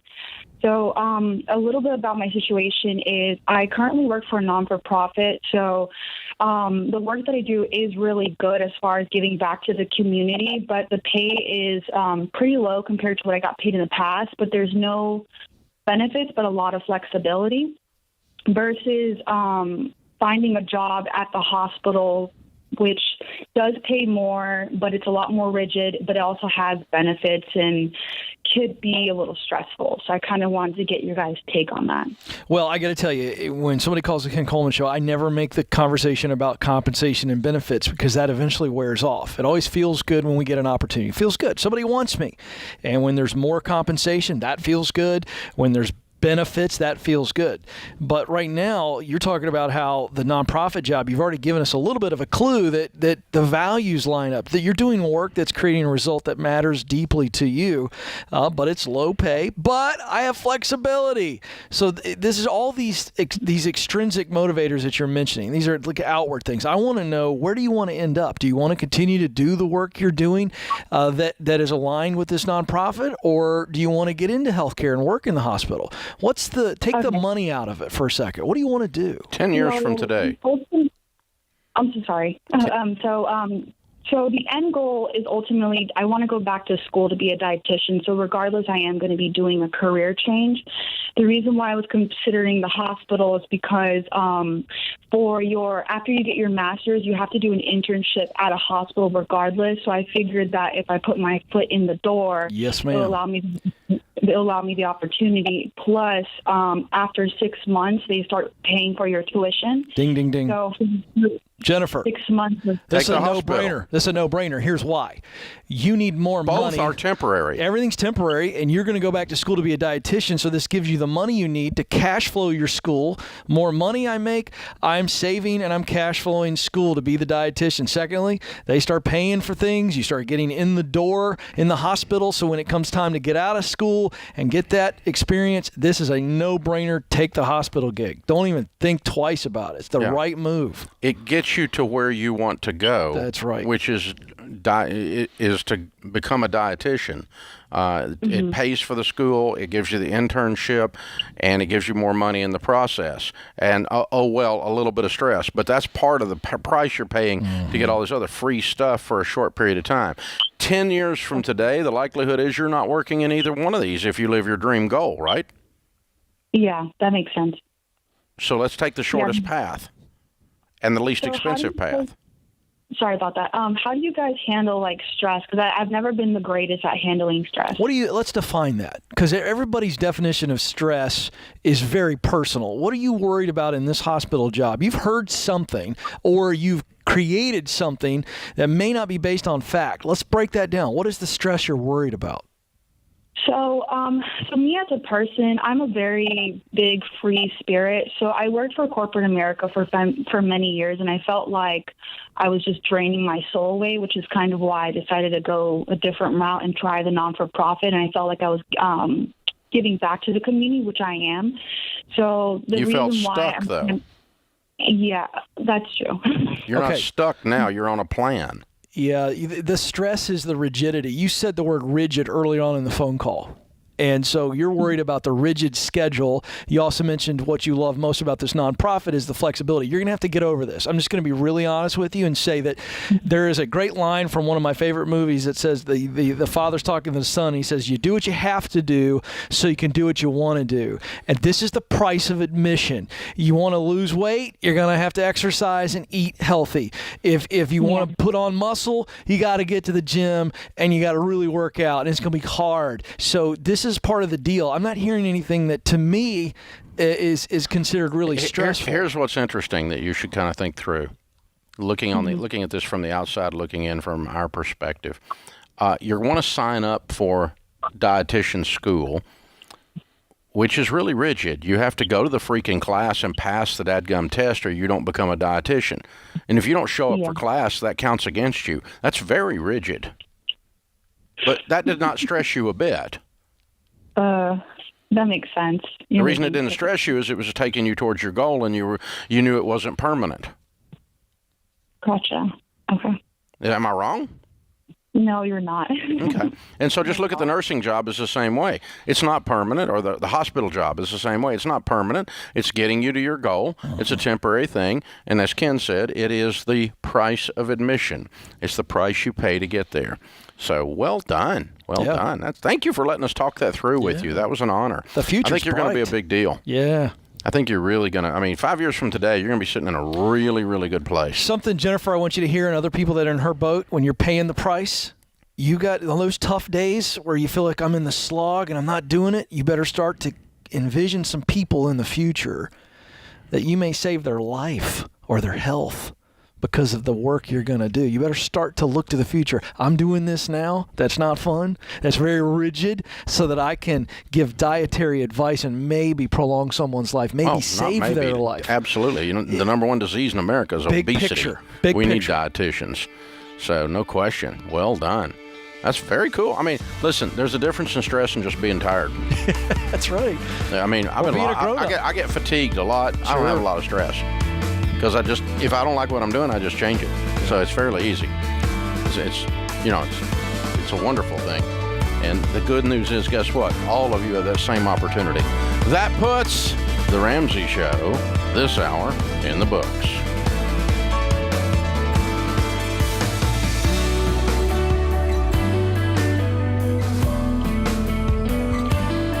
it's Kelly, associate producer for The Ramsey Show. This episode is over, but if you heard about an event, product, or service and didn't have a chance to write it down, don't worry. We list everything you've heard about during this episode in the podcast show notes section or head to theramseyshow.com. Thanks for listening.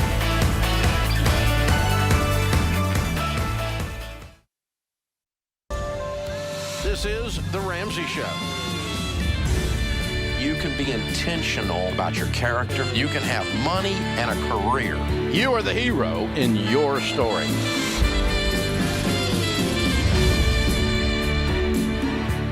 Live from the headquarters of Ramsey Solutions, broadcasting from the Dollar Car Rental Studios, it's The Ramsey Show, where debt is dumb, cash is king, and the paid-off home mortgage has taken the place of the BMW as the status symbol of choice. I'm Dave Ramsey. This is The Ramsey Show. Ken Coleman, Ramsey personality, host of the Ken Coleman Show, which is a show all about your career, your jobs, and doing the work that you love, is my co-host today. So we'll take calls about your money, your life, your job, your careers. We're here. The phone number is 888-825-5225.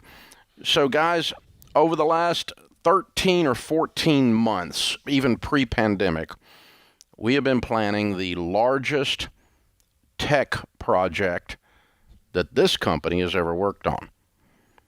And we want to make sure that we can be there to help you guys, to serve you guys with the website, with technology, platforms, and so forth. And we're always looking at ways to do that. And why we do this is we take all our possible resources, we point them at making you guys get better. It's what we do every day. We want to help people.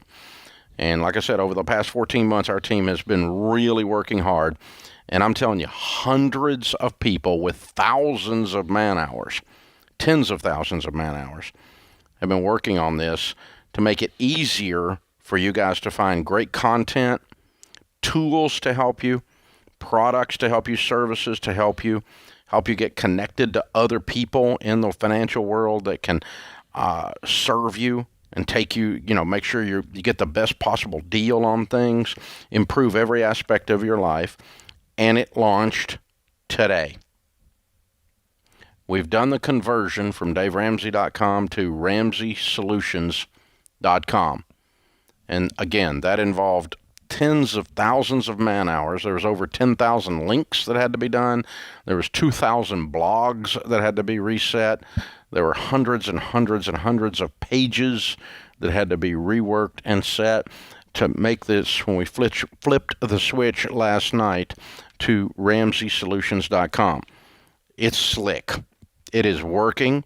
They did an incredible job. All of their hard work and planning made the transition to on this massive website. I mean, it's freaking massive. I'm so proud of our tech team. Yeah. They were heads down. Man, they were hustling and grinding. It was really fun. After our time together as a team on Monday morning, our staff meeting was like, hey, training room's going to be full. This tech team's coming together. It was fun to see the pictures circulating, these smart men and women I don't even belong in the same room with. They're so smart, but them all coming together and working hard, because you're right, it's a massive undertaking, and it's fun to see all of that. It truly is extraordinary how much work was done to change a site like that. So now it's a one-stop shop. You can find everything you need to know. Ken Coleman, Rachel Cruz. Yeah, tell people why we did that. Anthony O'Neill, Christy Wright, Dr. John Deloney, Dave Ramsey. We're all there. Everything about Ramsey Plus. Right there. Everything about all the ELPs. Yeah. And no wild goose chase. Very, very easy to navigate. Lots of detailed study went into the design, the platform, the relook, the reskin, the graphics team, the creatives team on the thing are just the digital creatives were just amazing. And I got to tell you, we're really proud of our tech team. Absolutely. And it's about half of our company almost between digital and creative. I mean, it's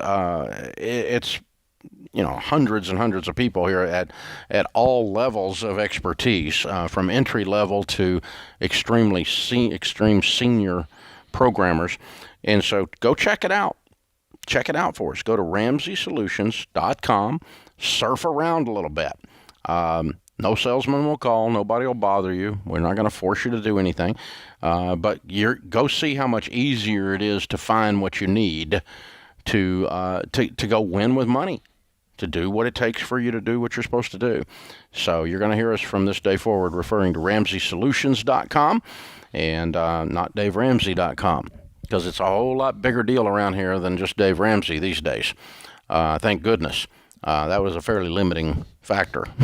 Well, it's everything you come to expect from DaveRamsey.com, but so much more, as Dave just said. So, it's the same stuff you've always wanted, needed, and it's just better, more of it, and easier to navigate. It is a gorgeous site.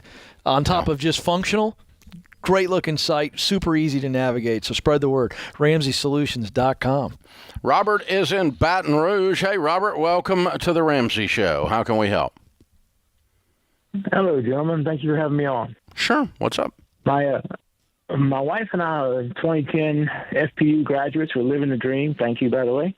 Awesome. I am currently suffering from a severe case of powder butt syndrome. My mother is 73. She's on a fixed income, and she's in a losing battle with math. I've given her your book. I've told her the baby steps, and I am failing miserably. I was actually on your website. I like it a lot. I was looking at Ramsey Plus, and I just want to know, if I put her in front of that and click go, can it help her? That's my question. Well, it can help anyone who wants help. Mm-hmm. So my question is, does she want help, or do you want her to have help? Well, I mean, she's giving me signs that they're, to me, a cry for help. There's always been, we lost my father in 2019. They've always been very close with their, thank you. They've always been very close about their financial situation, but, she's approached me in tears. She's made some very poor financial decisions.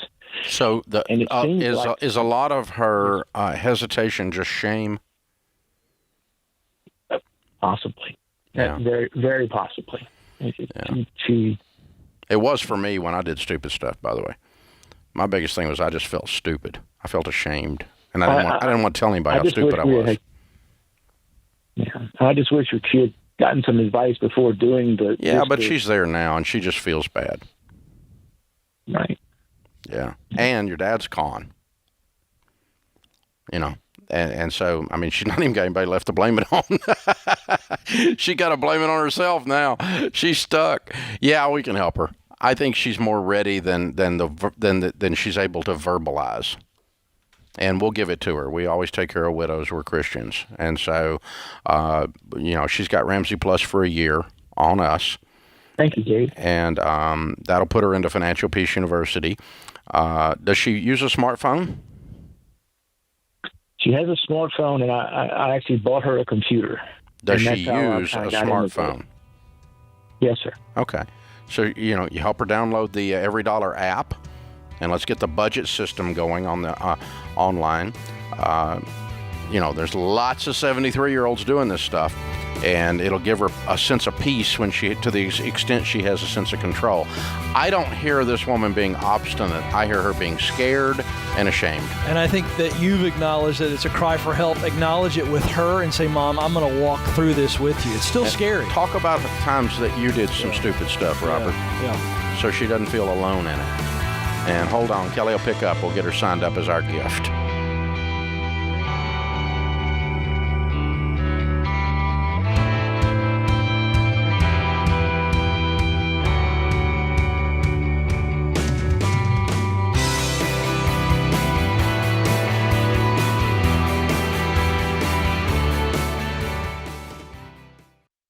Hey folks, I got a great option to help you pay for your education.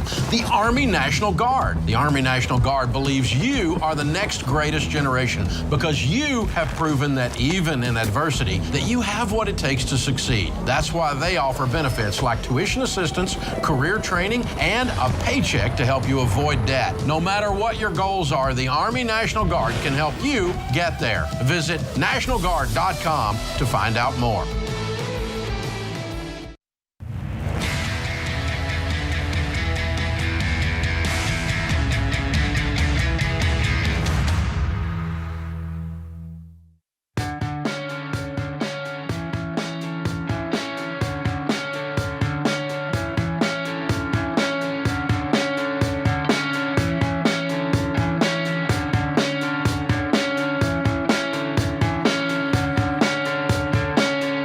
Ken Coleman, Ramsey personality, is my co-host today. Open phones here at 888-825-5225 as we talk about your careers, your jobs, your money, and your life. Shane is with us in Cincinnati. Hi, Shane. How are you? Hi, I'm good. How are you? Better than I deserve. How can we help? Well, I'm 22 and recently married, and my wife and I are on baby step number 2.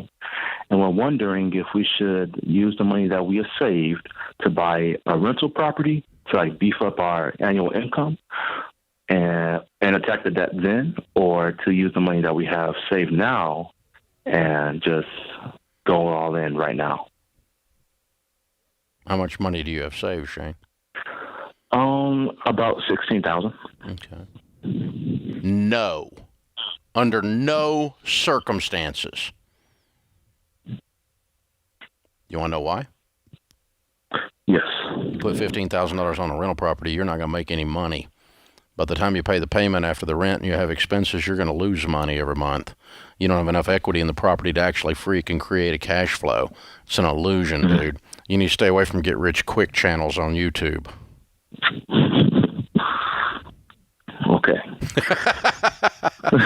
So let me tell you what happened to me. Okay, I graduated from college at 22 years old with a degree in real estate, and I worked for a real estate company for a little while, and I started buying and selling real estate, all borrowed money with almost no money down, like you have, almost no money. I was broke when I started, and with all borrowed money, I bought properties like crazy.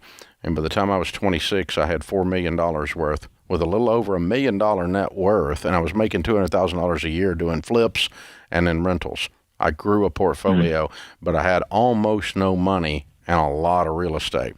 The bank got sold to another bank, and I spent the next 2.5 years of my life losing everything I owned because I did, with extra zeros on the end, what you're talking about doing. And now I own hundreds of millions of dollars of real estate, 30 years after going bankrupt. And I paid cash for every bit of it with wealth that I built, and then it has made me even wealthier.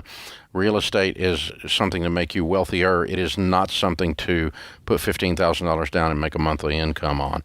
You're going to make a huge mistake if you keep going down that path. There is no shortcut in this process. Okay. That makes sense to you at all? Yes. Okay. Yes. Yeah. And let me tell you something else. You said you're married? Yes. Your wife thought this was a dumb idea, didn't she?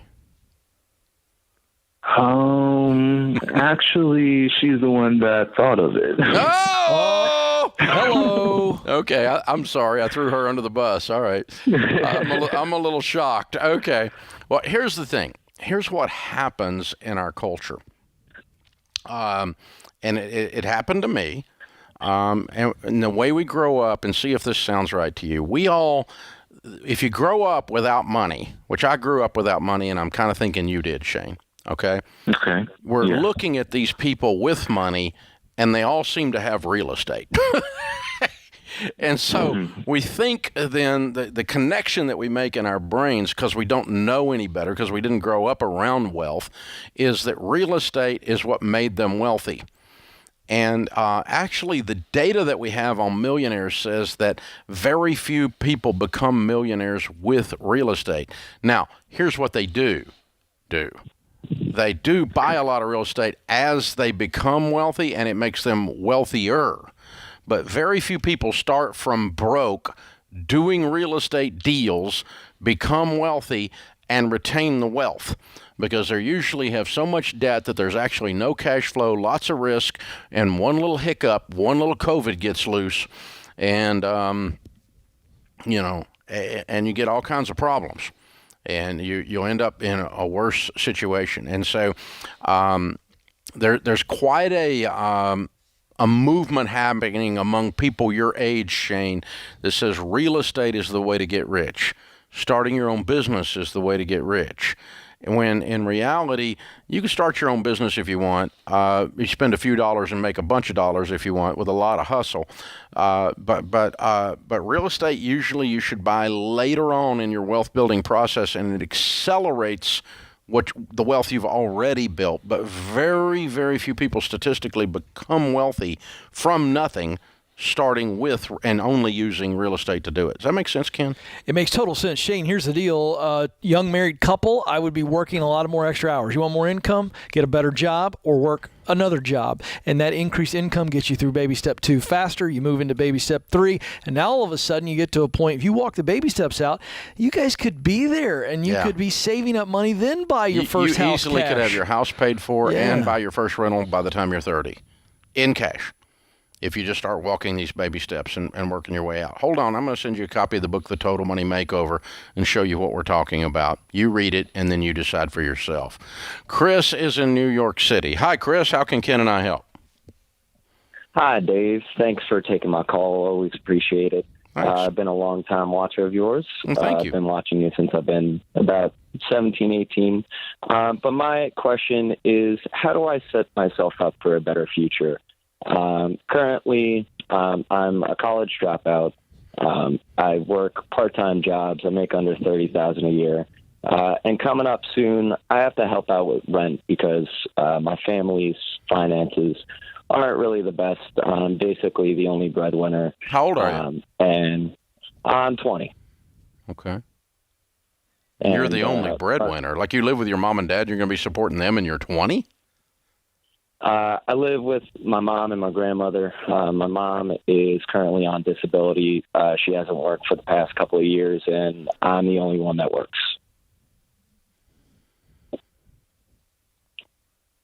All right. Ken? Yeah, so a couple things here. What do you want for your future? Because I understand the short term, you gotta make more money to help mom and grandma out with the rent. What are you going to be doing when you're 30? Living with mom and grandma? That's not your vision. No, my vision is to, get out of the house. I learned very late while I was going through school what my actual career path, what I want to do. Which is what? I learned that I want to be a pilot. I looked through all the steps, looked through everything that I have to do. Great. But financially, I would, be looking at, $80,000 in loans, and that number just kind of scares me. Well, no, it's not $80,000 in loans. I will tell you, it is very expensive, no question about it, to get that license. But there are a couple ways to go about that. And I think for you want to be flying, and I think there are multiple ways to do that. And so you've got to look at: do I need to do this type of training to get in there, or can I work my way, get in the aviation industry, make some great connections, start making more money? You can go any industry you want to, because it's the day job that's going to fund the dream job. So why don't you investigate the Air National Guard? I agree. I think you're looking at that to get that flight experience, and then you come even out the of Air Force. The Air Force, they pay for your education. You've got to get real serious right now. You're not stuck. You're scared. And there's a big difference. And let me tell you what people get scared of: the lack of a plan. You don't know the details. You need to look at Air National Guard, the Air Force. You need to look at multiple ways that you could eventually get that pilot's license and do what you want to do. The more information you have now, the less scary it is. And so you're absent of knowledge. You're not stuck. But then I will tell you, as a young man right now, you better get after it. You can be doing more. You can be making more money to help out mom and grandma. And I'd be encouraging mom to be doing something from home too, even in a disability situation. Yeah, I would sit down with a recruiter for the Air National Guard, and I would sit down with a recruiter for the Air Force and learn about what your options are, what they will pay for, what kind of sign-up bonuses and processes that they have. That will get you out of the house, and that will turn you into a pilot if you're qualified. And Air Force pilots, they walk into commercial air, it's not unusual at all. No. Into a career in flying. And so, and for that matter, chartered air and other miscellaneous jets that you have the opportunity to fly. So I would investigate that, and at 20 years old, it might be the answer to a whole lot of structure and a whole lot of things that would be great for you. This is The Ramsey Show.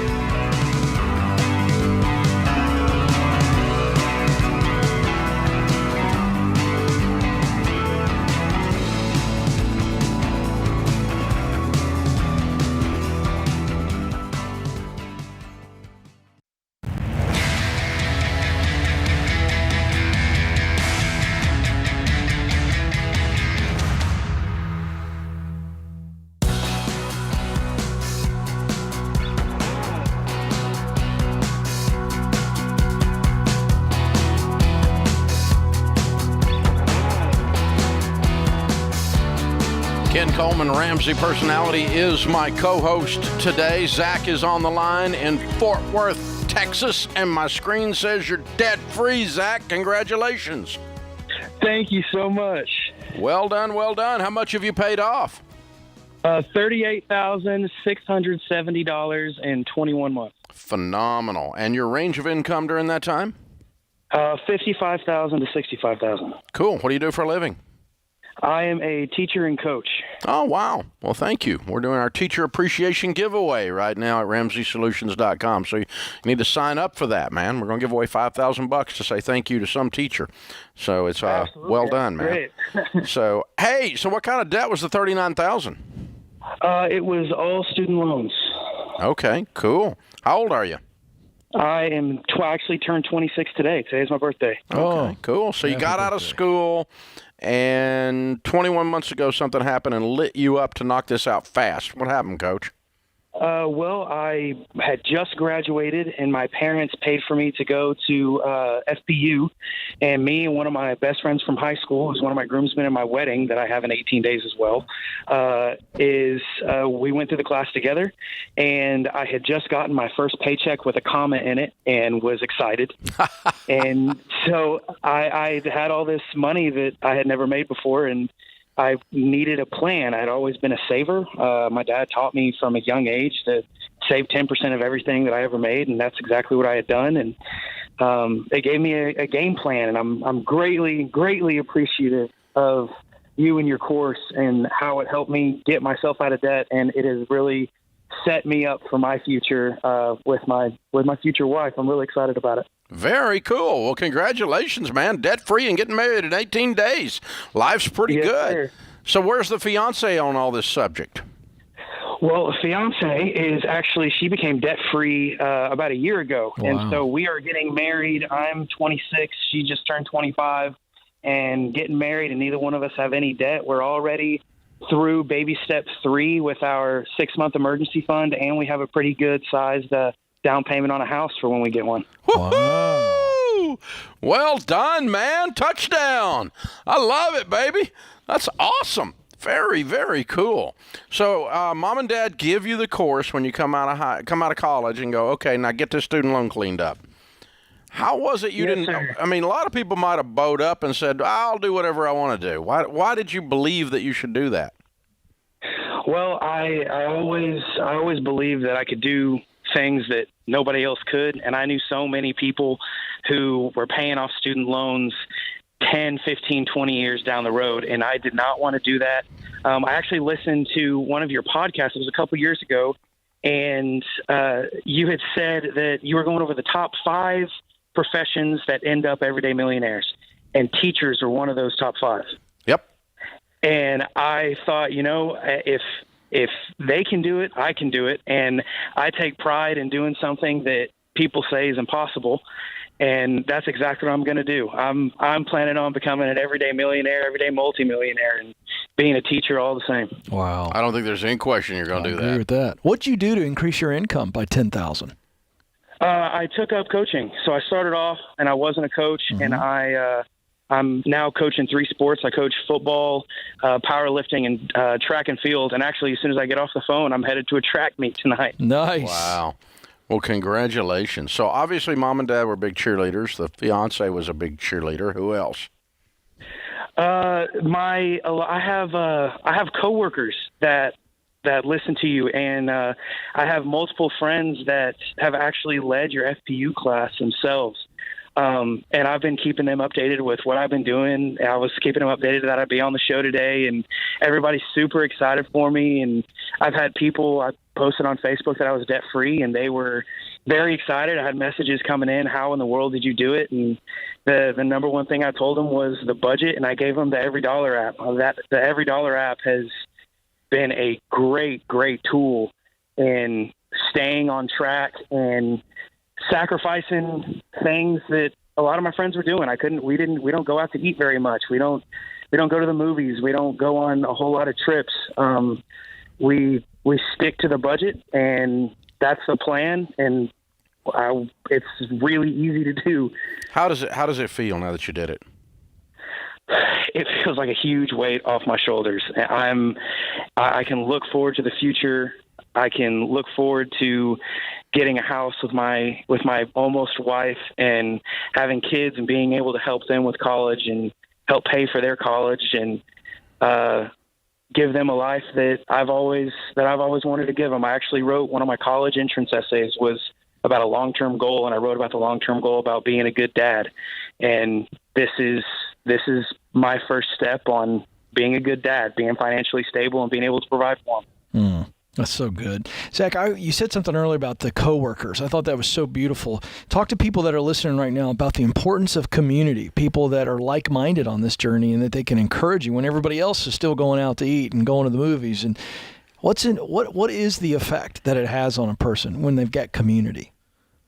Well, I think that, and even I do the same thing with my students, is if you give them encouragement and tell them they're doing the right thing rather than telling them what they're trying to accomplish isn't possible, it makes it a lot easier mentally to be able to accomplish it. Mm-hmm. If you've got people in your corner telling you, man, what you're doing is awesome, you are setting up your future, you can absolutely do this, I'm rooting for you, please let me know every step of the way if you ever need any help or anything, that kind of support behind you goes miles. Oh, it does.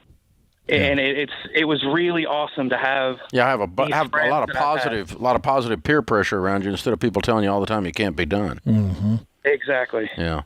You surround yourself with people in any situation that are that way. You're gonna much higher probability of success. So, well, Zach, we're very proud of you, brother. Congratulations. Yes. Very, very well done. Thank you so much for calling in to do your debt-free scream. We've got a copy of Rachel Cruz's latest New York Times bestseller. It's called Know Yourself, Know Your Money. And we'll send that out to you to say as a wedding gift and as a prize for doing your debt-free scream. So very well done. What's your fiance's first name? Ashley. All right. So, Zach, on behalf of Zach and Ashley, 18 days away, Fort Worth, Texas, $39,000 paid off in 21 months, making 55 to 65. Count it down. Let's hear a debt-free scream. 3, 2, 1. I'm debt-free! Yeah! Way to go, Coach. Woo! I love it. Man, future's so bright. Absolutely incredible. Very, very well done. Misty is on Facebook, and she says, I'm 42 years old, and I work as a respiratory therapist. I really want to go back to nursing school for better advancement. Do you think I'm too old? No, for heaven's sakes, you're not too old. You're 42 years young. When people ask that "am I too old" question, there's a lot bottled up in that, Dave. Number one, it's an insecurity, and it comes from, you're advancing in age. You're in your 40s now, and you go, I'm not 22 anymore. Will they hire a 42-year-old, or in this case, maybe a 44, 46-year-old nurse, if I'm competing against gals that are 25 and 26? And that's a false narrative. They're going to hire the person that they think is best for the job, whether you're 42, 32, 22. So no, you're not too old. Not at all. If you're 82, we'll talk about it. Yeah. That's going to be an issue. I think hiring 82-year-old nurses is probably an issue for reasons that I'm unable to articulate with intelligence. But I mean, seriously. Not 42. Yeah, no. You're able-bodied, and you'll bring a lot of maturity and wisdom to the job that the youngsters might not. You're fine. Freaking 42 is not old. I'm 60 and I'm not old, so shut up. Seriously. There you go. My gosh. This is The Ramsey Show.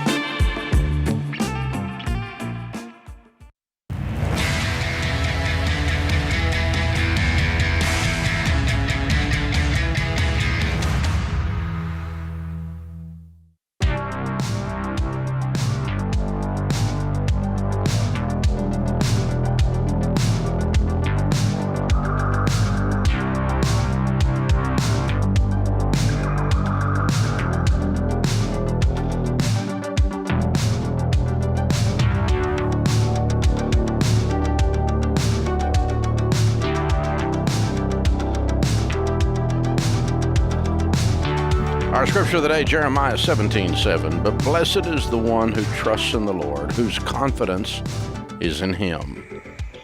Jerry Rice said, today I do what others won't so that tomorrow I can accomplish what others don't. Chris is in Orlando. Hey, Chris, welcome to the Ramsey Show. How can we help? Hey, Dave. Thanks for taking my call. Been a long-time listener, and your program has helped me and my family out tremendously. My question today is really on behalf of my mom. She's in a bit of a pickle. She's never been the one to handle financial stuff, and my father just passed away about 2.5 weeks ago. Oh my gosh! She's trying to figure. Yeah, it's been pretty rough, and she's just now. Me and my sisters we're working with her to get her, kind of get financial things in order. My question is that she was just served some papers regarding a past debt from 2005 that has gone to collections and has now been assigned to an attorney. It's now past judgment. A judge has signed off on it, so she's getting ready to be hit with have her wages garnished. The original amount was about $12,000, but it's now gone up to about $24,000.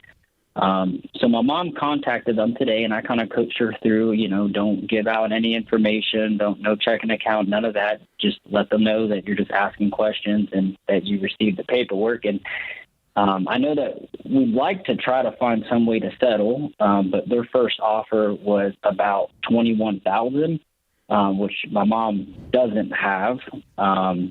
She has a little bit that I think we could scrape together, but seeing how this situation has already, she's about to start being garnished. I know that we don't have a lot of.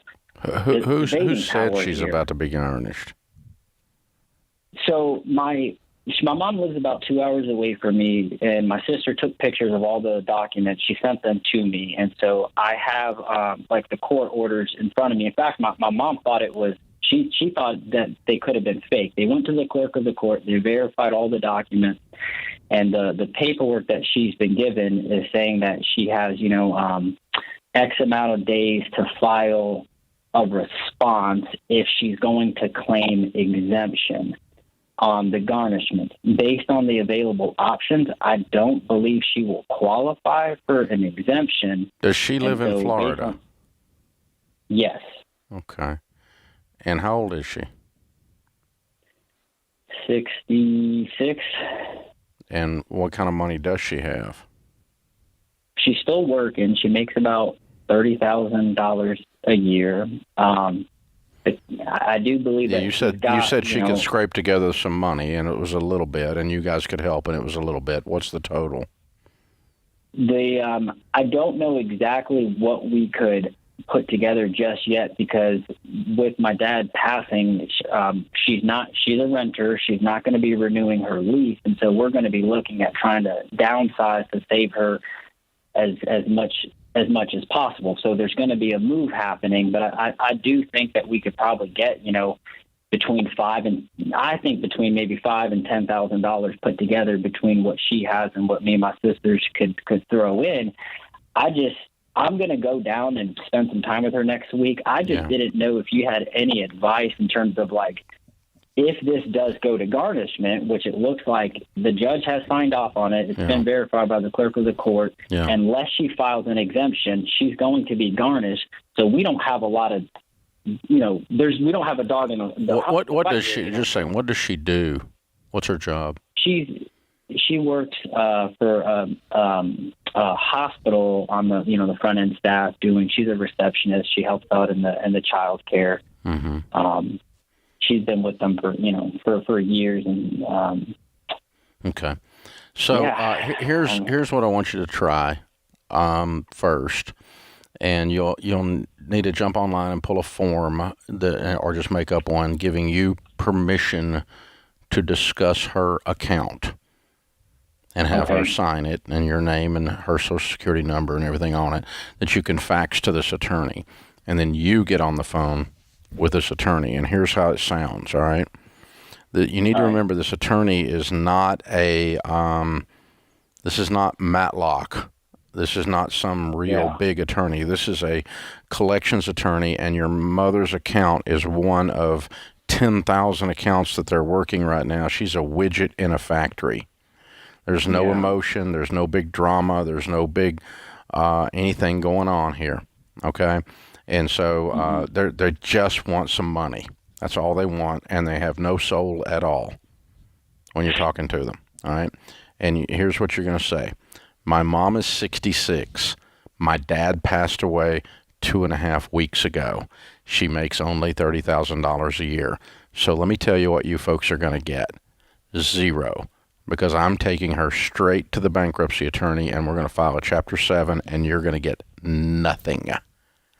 Or we're going to come to terms with a deeply discounted settlement on the phone today.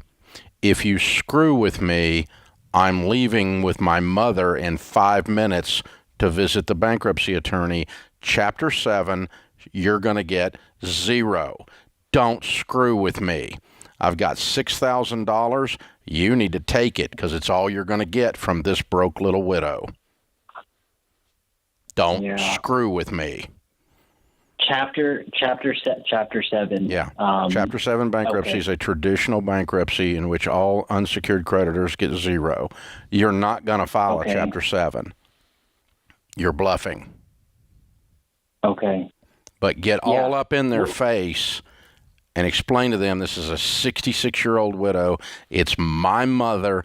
I'm highly offended at this situation. My brothers and sisters and I have scraped together $6,000. We can offer you that, and that is all. And you will take it in this phone call. Don't screw with me. Because let me tell you, when you get somebody on the phone on the other end, what you have is a collector, and you're dealing with a credit card collector, which by definition is scum. And so once you do get agreement, and you're going to have to pound them, are you ready to roll up your sleeves and stiffen your backbone? Because it's going to be a mean, tough conversation because you're dealing with soulless human beings. You with me? Absolutely. Yeah, I'm with you. You are fighting on behalf of your mother in this conversation. And then you get it in writing from this soulless creature that they will accept $6,000 from this 66-year-old widow. And then you send them the $6,000, and you do not give them any information on her. Nowhere are you going to find her. Now, your worst case scenario is she goes and gets another job, and they never find her. And that would be like a money order. That you would just a money order. You could get a prepaid debit card and a single usage, but no electronic access to her checking account or yours. Okay, and then what you said, a paper that has to be faxed to the attorney that gives you rights to speak on my mom's behalf. Do you know the name of that paper? It's it's a simple paragraph that says that right there. Oh, okay, just something that is in house. Okay. Yeah, there may be. Did you go through Financial Peace University at any time? I did not go through FPU, but we used to put those forms in the back of the books 1,000 years ago. There might be one in the back of an old Financial Peace book out there. We never put them in the Total Money Makeover books. So if you've got one of those laying around, but it's not that big a deal. You just write up a paragraph that says, I so-and-so give so-and-so permission, my Social Security number so-and-so, to act on my behalf, and please permission to discuss this account and negotiate on my behalf. My son, Chris, and your name and her name, and it doesn't have to be a big deal. Just something that you can scan and email to them, because they're not supposed to discuss her account with anyone but her. It's illegal under privacy law. But dude, you're about to enter a whole different world here. Be ready for the fight. Ken, good show today. Thanks for having me. Always good fun. James Childs, Kelly Daniels in the booth. Thank you for a great show. I am Dave Ramsey, your host. We'll be back with you before you know it. In the meantime, remember, there's ultimately only one way to financial peace, and that's to walk daily with the Prince of Peace, Christ Jesus. Hey guys, this is James, senior producer for The Ramsey Show. Did you know over 18 million people listen to The Ramsey Show every week? And a lot of those people listen on one of our 600 plus radio stations across the country. To find a station near you, head to theramseyshow.com.